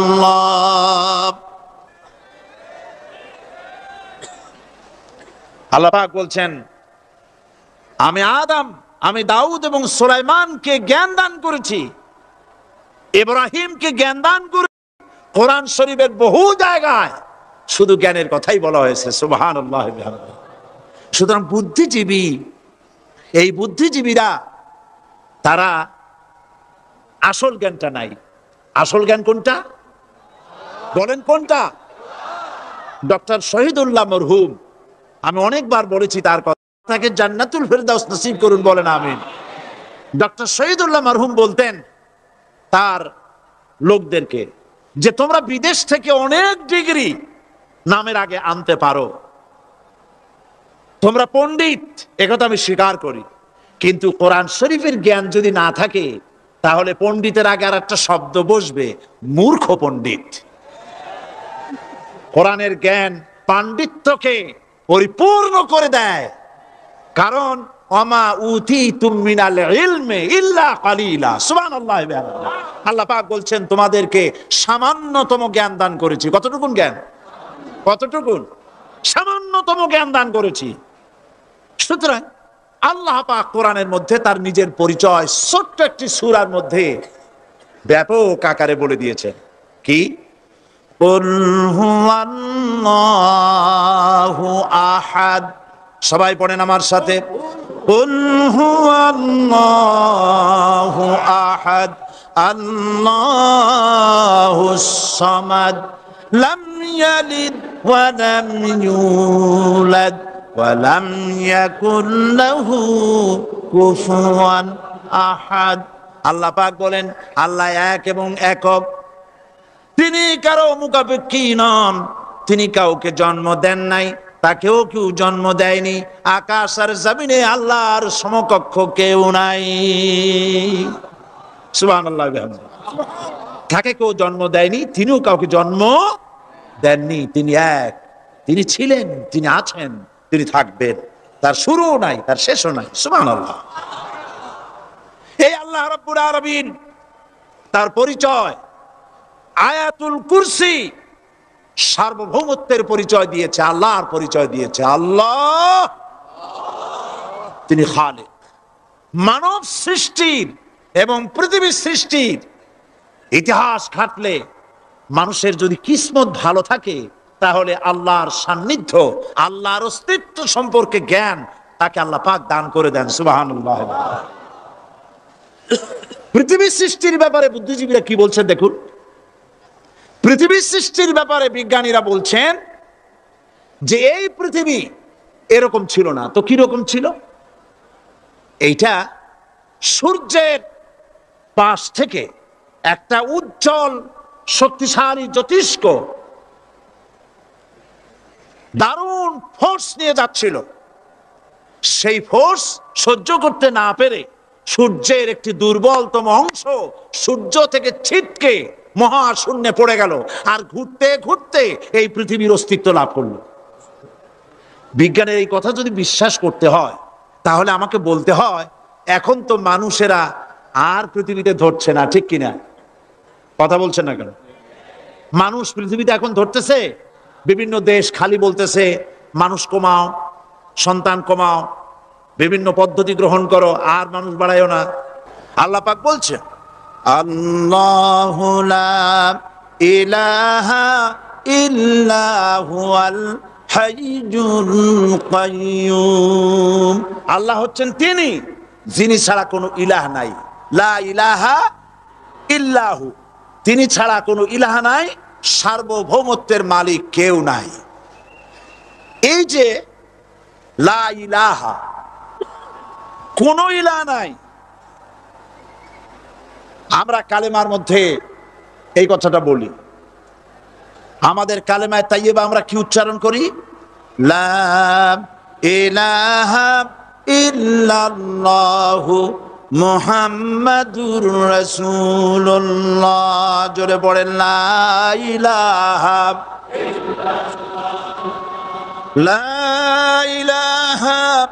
ইল্লাল্লাহু মুহাম্মাদুর রাসূলুল্লাহ।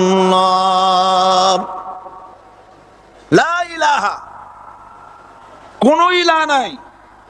এই দাওয়াত দিয়েছেন দুনিয়ার সমস্ত পয়গম্বর। এটা কি শুধু রাসূলুল্লাহর দাওয়াত ছিল? সমস্ত নবীদের স্লোগান ছিল একটা। সমস্ত নবীদের স্লোগান ছিল কয়টা? সবাই বলুন, কি সেই স্লোগান?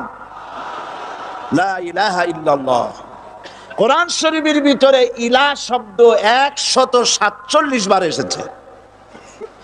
লা ইলাহার অর্থ যদি এই হয় কোন উপাস্য নাই আল্লাহ ছাড়া, কোনো মাবুদ নাই আল্লাহ ছাড়া, মুহাম্মদ সাল্লাল্লাহু আলাইহি সাল্লাম আল্লাহর প্রেরিত রাসূল, তাহলে তো এত ঝঞ্ঝাট হওয়ার কথা ছিল না। আপনারা বলেন, নবীরা যখনই এই দাওয়াত দিয়েছেন লা ইলাহা ইল্লাল্লাহ, তখন সংঘর্ষ হয়েছে কিনা? হয়েছে কিনা? বাধা আসছে কিনা? তাহলে এই কথাটা কি যার কারণে এরকমের বাধা আসে? লা ইলাহা ইল্লাল্লাহ, এর চাইতে বিপ্লবাত্মক, এর চাইতে রিভলিউশন সৃষ্টিকারী কথা আল্লাহর আকাশের নিচে জমিনের উপরে আর একটাও হতে পারে না। লা ইলাহা ইল্লাল্লাহ। ইলাহ শব্দের অর্থ শুধু উপাস্য আর মাবুদ নয়, ইলাহ শব্দের অর্থ হচ্ছে আইনদাতা, ইলাহ শব্দের অর্থ হচ্ছে শাসনকর্তা, ইলাহ শব্দের অর্থ হচ্ছে বিধানদাতা। তো লা ইলাহা যখন একটি লোক ঘোষণা করে, তার অর্থ দাঁড়ায় কোনো আইনদাতা নাই, বিধানদাতা নাই, শাসনকর্তা নাই, কারো আইন মানি না, বিধান মানি না, শাসন মানি না, আল্লাহ ছাড়া। কে ছাড়া? আল্লাহ ছাড়া। এই কালেমার দাওয়াত যখন পয়গম্বরেরা দিয়েছেন, তখন 3 শ্রেণীর লোকেরা বাধা দিয়েছে। বলেন কয় শ্রেণী? সবাই বলেন। 3 শ্রেণীর লোকেরা বাধা দিয়েছে, লক্ষ্য করুন। 1 নম্বরে বাধা দিয়েছে রাষ্ট্র শক্তি। 1 নম্বরে বাধা দিল কারা? 2 নম্বরে বাধা দিয়েছে ধনাঢ্য ব্যক্তিবর্গ। 3 নম্বরে বাধা দিয়েছে যারা কায়েমি স্বার্থবাদী ধর্মীয় শক্তি। এই 3টি শ্রেণী সমস্ত নবীদেরকে বাধা দিয়েছে। সেই বাধা অতীতে যারা দিত এখন আর দেয় না, নাকি? এখনো দেয়? দেখুন, এই কালেমার দাওয়াত হযরতে মূসা আলাইহিস সালামকে যেদিন আল্লাহ পাক প্রথম ওহী দিলেন, এই দাওয়াত শুধু রাসূল দেন নাই, আল্লাহ পাক বলছেন প্রত্যেক নবী তার জাতিকে এই দাওয়াত দিয়েছেন। কি? আল্লাহ রাব্বুল আলামিন বলেন, সকল নবী তার কওমকেই বলে দাওয়াত দিয়েছেন, ইয়া কওমি ইবুদুল্লাহা মা লাকুম মিন ইলাহিন গায়রু। হে সম্প্রদায়, আল্লাহ ছাড়া কোনো ইলাহ নাই, তার ইবাদত করো, তারই দাসত্ব করো, তার গোলামি করো। আল্লাহ পাক মূসা আলাইহিস সালামকে যখন নবুয়াত দিলেন, প্রথম যে ওহী এলো, প্রথম ওহীটাই ছিল ইন্নানি আনাল্লাহ লা ইলাহা ইল্লা আনা ফা'বুদনি ওয়া আকিমিস সালাতা লিযিকরি। নিশ্চয়ই আমি আল্লাহ, আমি ছাড়া কোনো ইলাহ নাই, আইনদাতা নাই, বিধানদাতা নাই, সুতরাং আমার দাসত্ব করো এবং আমার শরণার্থে নামাজকে প্রতিষ্ঠা করো। মূসা আলাইহিস সালামকে আল্লাহ পাক ওহী দিয়ে তাকে পাঠালেন। কোথায় পাঠালেন? আল্লাহ পাক বলেন, ইযহাব ইলা ফিরআউনা ইন্নাহু তাগা। গোটা কওম নাফরমান, আল্লাহর আইন কেউ মানছে না, গোটা কওমের কাছে না পাঠাইয়া আল্লাহ পাক সর্বপ্রথম মূসা আলাইহিস সালামকে দাওয়াত নিয়ে কার কাছে পাঠালেন? ফেরাউনের কাছে। কারণ ফেরাউন হচ্ছে রাষ্ট্রশাসক। ফেরাউন কি? রাষ্ট্রশাসক। হযরতে মূসা আলাইহিস সালাম ফেরাউনের কাছে গেলেন আর দাওয়াত দিলেন, ফেরাউন পড়ে নাও, লা ইলাহা ইল্লাল্লাহ। একটি কথা আপনাদের মনে রাখতে হবে, দুনিয়ার কোন ফেরাউন, কোন নমরুদ, কোন সাদ্দাত, কোন হামান কেউ বলে নাই যে আমি আল্লাহ, আমি রাজ্জাক, আমি খালেক, আমি পৃথিবী সৃষ্টি করেছি। কথা কেউ বলেছে? কেউ বলে নাই। কি বলেছে তারা? ফেরাউন বলেছে, মা আলিমতু লাকুম মিন ইলাহিন গায়রি, আমি তো জানি না আমি ছাড়া আরো কোনো ইলাহ আছে, এ কথা আমার জানা নাই, সুতরাং আমি হচ্ছি ইলাহ আর তুমি বলছো লা ইলাহা। তার মানে হচ্ছে ওই সময় পয়গম্বরেরা, আল্লাহর নবীর সাহাবীরা, তারা জানতেন যে আমরা কিসের দাওয়াত দেই, আর যারা শুনতো তারাও বুঝতো কিসের দাওয়াত শুনতেছি। আজ আমার দেশে একই কালেমার দাওয়াত দেওয়া হয়, কিন্তু মানুষেরা বুঝতে পারে না কি শুনতেছি। ভাষা জানার ব্যাপারে, বোঝার ব্যাপারে হলো আসল বিষয়। এটা বুঝাতে গিয়ে আমি মাঝে মধ্যে একটা দৃষ্টান্ত দেই এভাবে। একজনের একটা রেশনের দোকান ছিল। সেই দোকানে তার একটা ময়না পাখি ছিল। আর ময়না পাখিকে কথা শেখানো যায়, সেটা তো আপনারা জানেন। জি, ময়নাকে শিখায়েছে যে লাইন করুন, এক এক করে আসুন। ময়না এই কথা শিখেছে। সকালবেলায় যখন রেশনের দোকানে ভিড় পড়ে গেছে, তখন ওই পাখি খাঁচার মধ্যে বসে বলছে লাইন করুন, এক এক করে আসুন।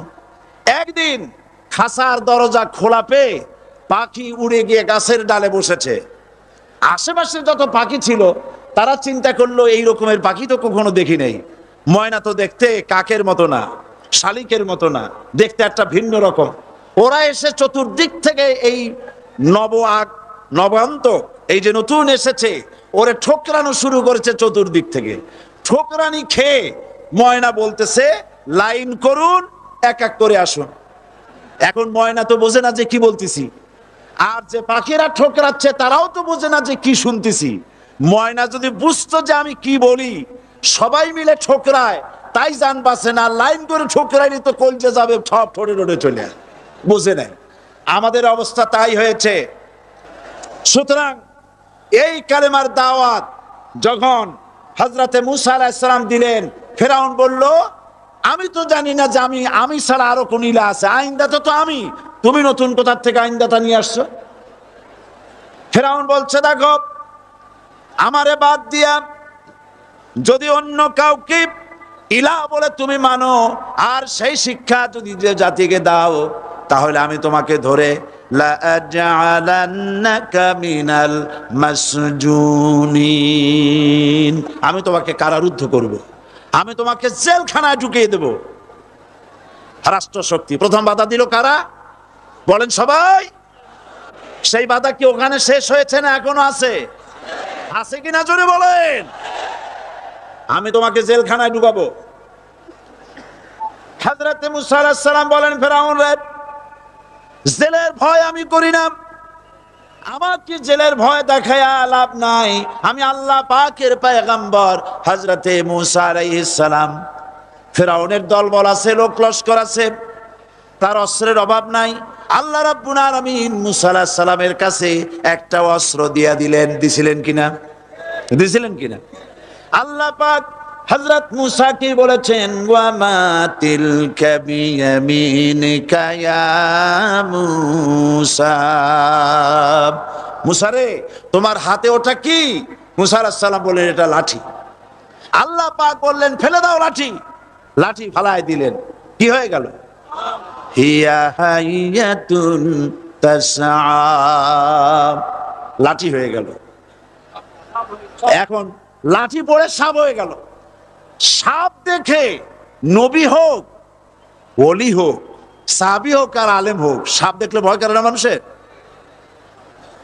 মুসা আলাইহিস সালাম ভয় পেয়েছে। আল্লাহ রাব্বুল আলামিন হযরত মুসাকে শোনায় দিলেন, খুযহা ওয়া লা তাখাফ সানুঈদুহা সিরাতাহাল উলা,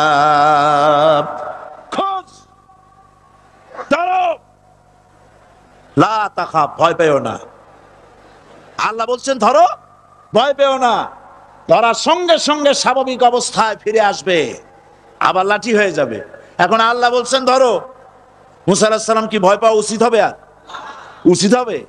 মুসা আলাইহিস সালাম কি ভয় পাইছিলেন? কারণ হচ্ছে এই দুশমনের শক্তিটা খুব বড়ই দেখা যায়, মনে হয় যেন অনেক বড়, কি জানি কি। আল্লাহ পাক বলছেন ইন্না কাইদাশ শায়তানে কানা দাঈফা, শয়তানের চক্রান্ত যতই তুমি মনে করো অনেক ষড়যন্ত্রের জাল বিস্তার হয়ে আছে, আল্লাহ কয় কিছুই না, দাঈফা অত্যন্ত দুর্বল। আল্লাহ পাক বললেন ধরো। মুসা আলাইহিস সালাম সাপ ধরলেন, সঙ্গে সঙ্গে লাঠি হয়ে গেল। ফেরাউন বরদাস্ত করলো না, রাষ্ট্রশক্তির পক্ষ থেকে আক্রমণ শুরু হলো। অপরাধ কি? মুসা আলাইহিস সালামের অপরাধ কি? কি অপরাধ? মাশাআল্লাহ, বুঝতে পেরেছেন। অপরাধ হচ্ছে তিনি বলেছেন লা ইলাহা, জোরে বলেন লা ইলাহা ইল্লাল্লাহ। এই কালেমাকে আজ আমরা ভিক্ষার বুলি বানাইছি। এটা হলো সার্বভৌমত্বের বুলি, এটা হচ্ছে আল্লাহ পাকের সার্বভৌমত্বের কথা। আজ আমরা মানুষের কাছে আমরা শুনি, মানুষেরা ভিক্ষা চায়, লা ইলাহা ইল্লাল্লাহ, এক মুঠ চাউল দেন, লা ইলাহা ইল্লাল্লাহ 10 খান পাই দেন। এই হচ্ছে কালেমার জিকির। আবার কেউ কেউ জিকির করতেছে লা ইলাহা আস্তে, ইল্লাল্লাহ জোরে, এমন জোরে কলব সাফ করে, কলব তাতে থাকলেও পারে গেলেও পারে। এই কালেমার এর আঘাত পয়গম্বররা মেরেছেন।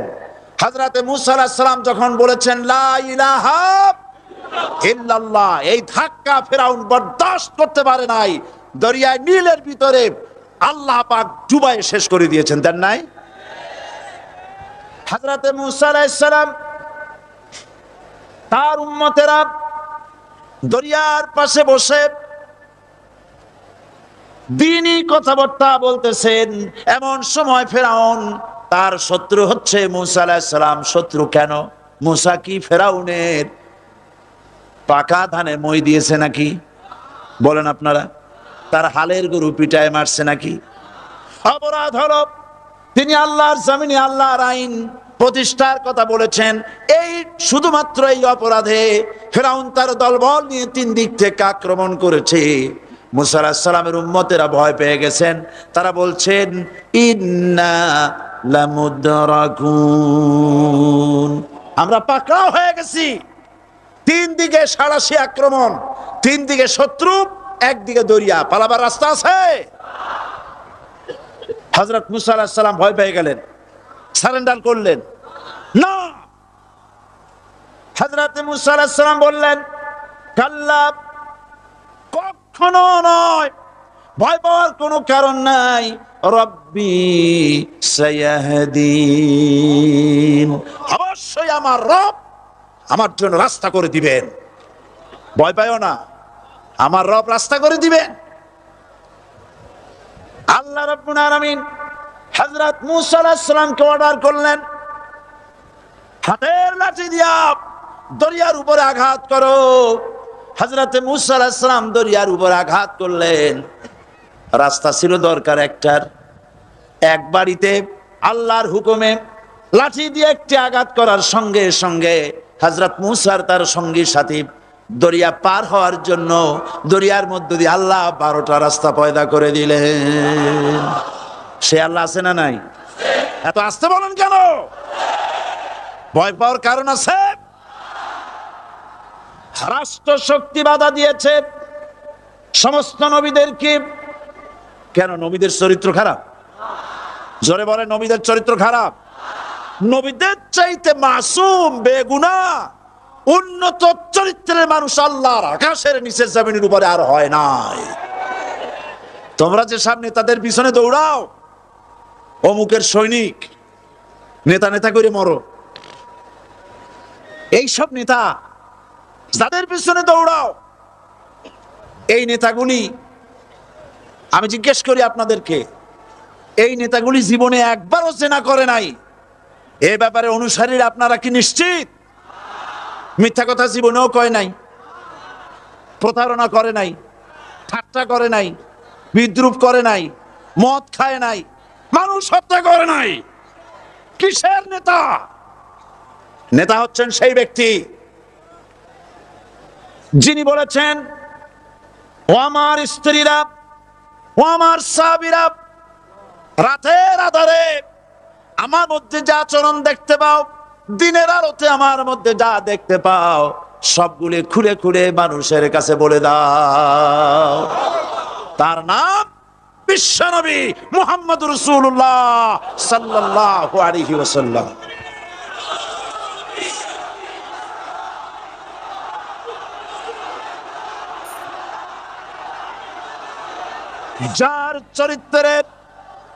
যার চরিত্রের সার্টিফিকেট আল্লাহ রাব্বুল আলামিন নিজে দিচ্ছেন, ওয়া ইন্নাকা লাআলা খুলুকিন আযীম। নবী হে, উন্নত চরিত্রের উপরে আপনি প্রতিষ্ঠিত। সুবহানাল্লাহ। কে সার্টিফিকেট দিচ্ছেন? আযীম, আযীম। আরবিতে চওড়াকে বলা হয় আরিদ, গভীরতাকে বলা হয় আমিক। কত প্রশস্ত, যা মাপার কোনো ফিতা নাই, কত গভীর, যা মাপার কোনো যন্ত্র নাই। এইটাকে আরবিতে বলা হয় আজিম। সুবহানাল্লাহ বলতে ইচ্ছে করে না?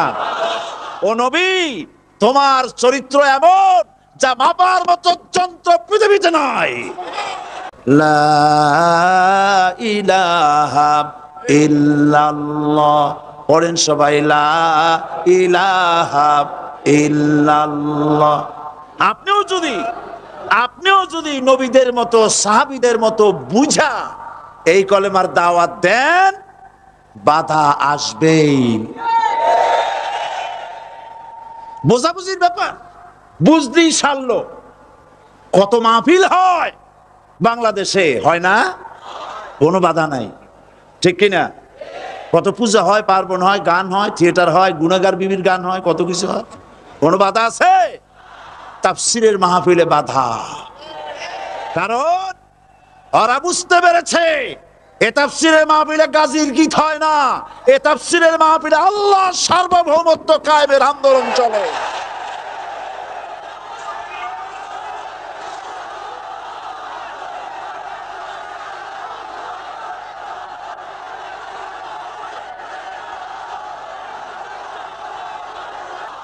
বিশ্বকবি আল্লামা ইকবাল কি সুন্দর করে বলেছেন, আজ ভি হো জু ইব্রাহিম কা ইমা पैदा आकर सकती है एक अंदाज़े गुलिस्तां पैदा।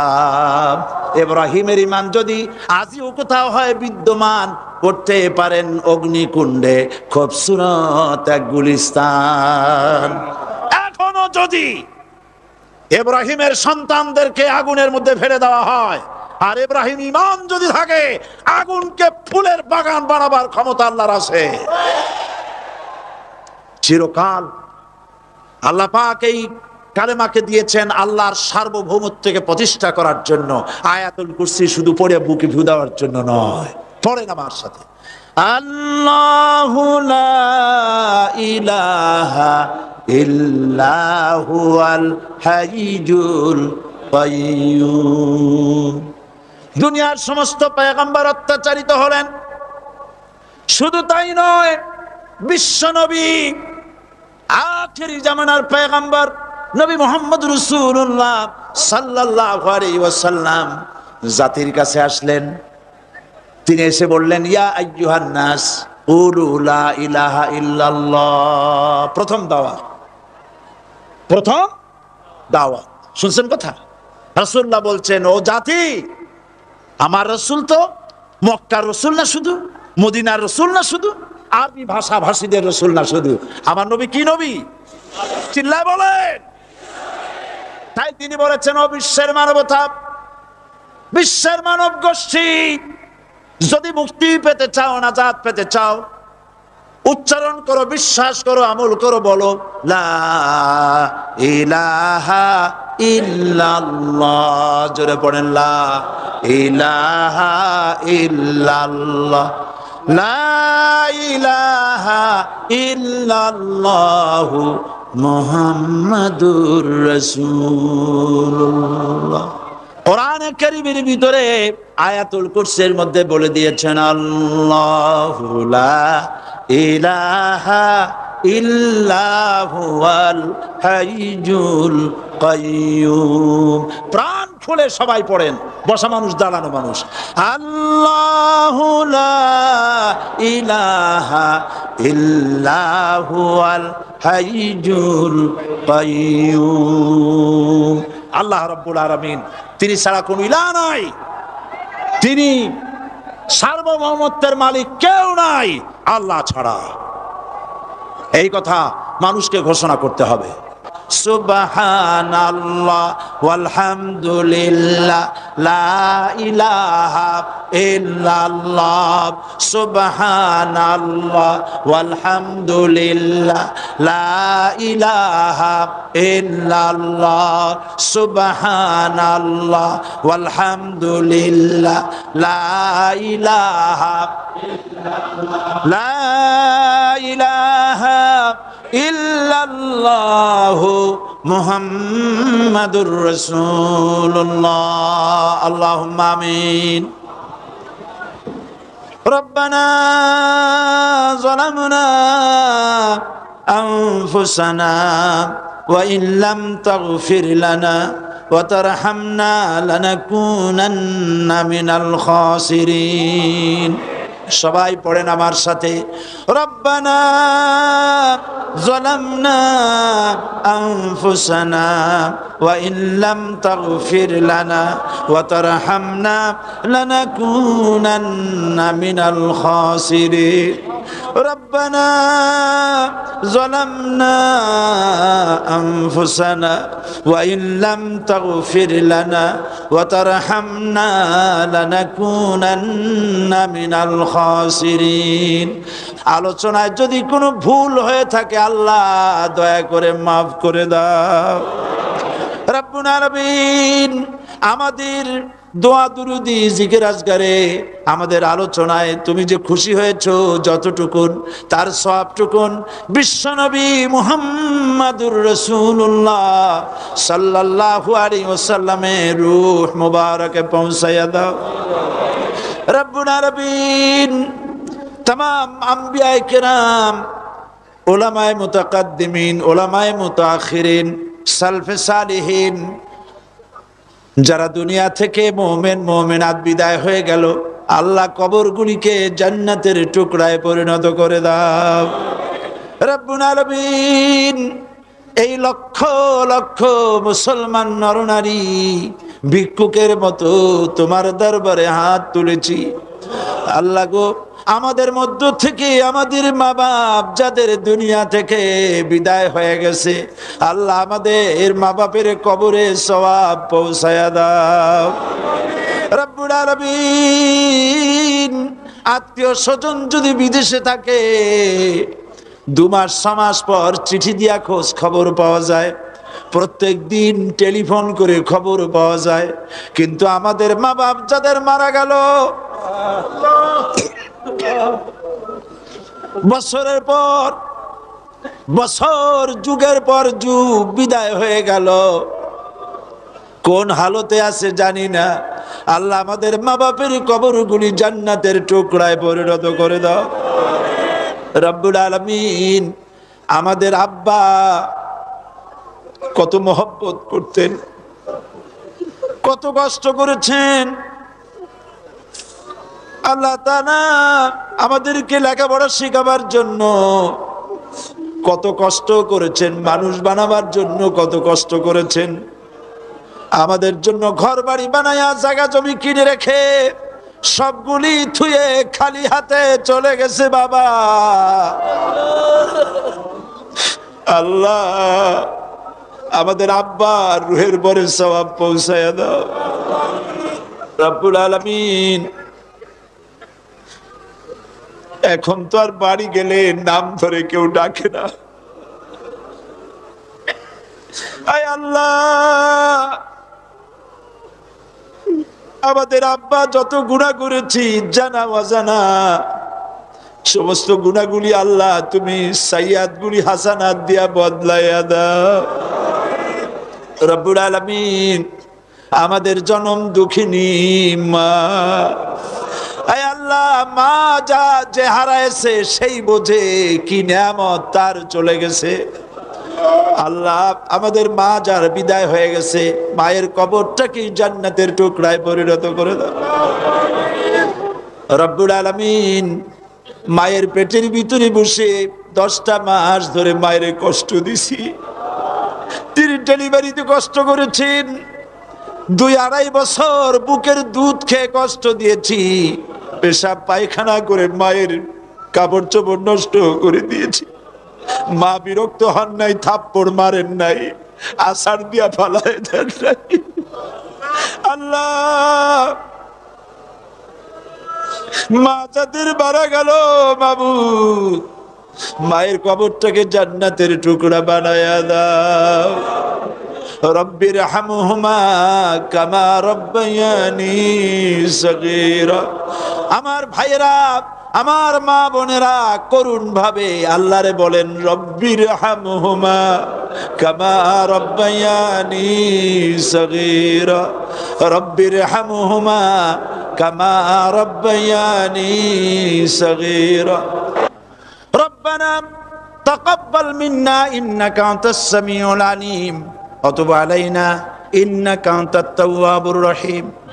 সুবহান রাব্বিকা রাব্বিল ইজ্জাতি আম্মা ইয়াসিফুন ওয়া সালামুন আলাল মুরসালিন ওয়ালহামদুলিল্লাহি রাব্বিল আলামিন। ওয়াজআল আখিরা কালিমাতিনা ইনদাল মাউতি লা ইলাহা ইল্লাল্লাহু মুহাম্মাদুর রাসূলুল্লাহ।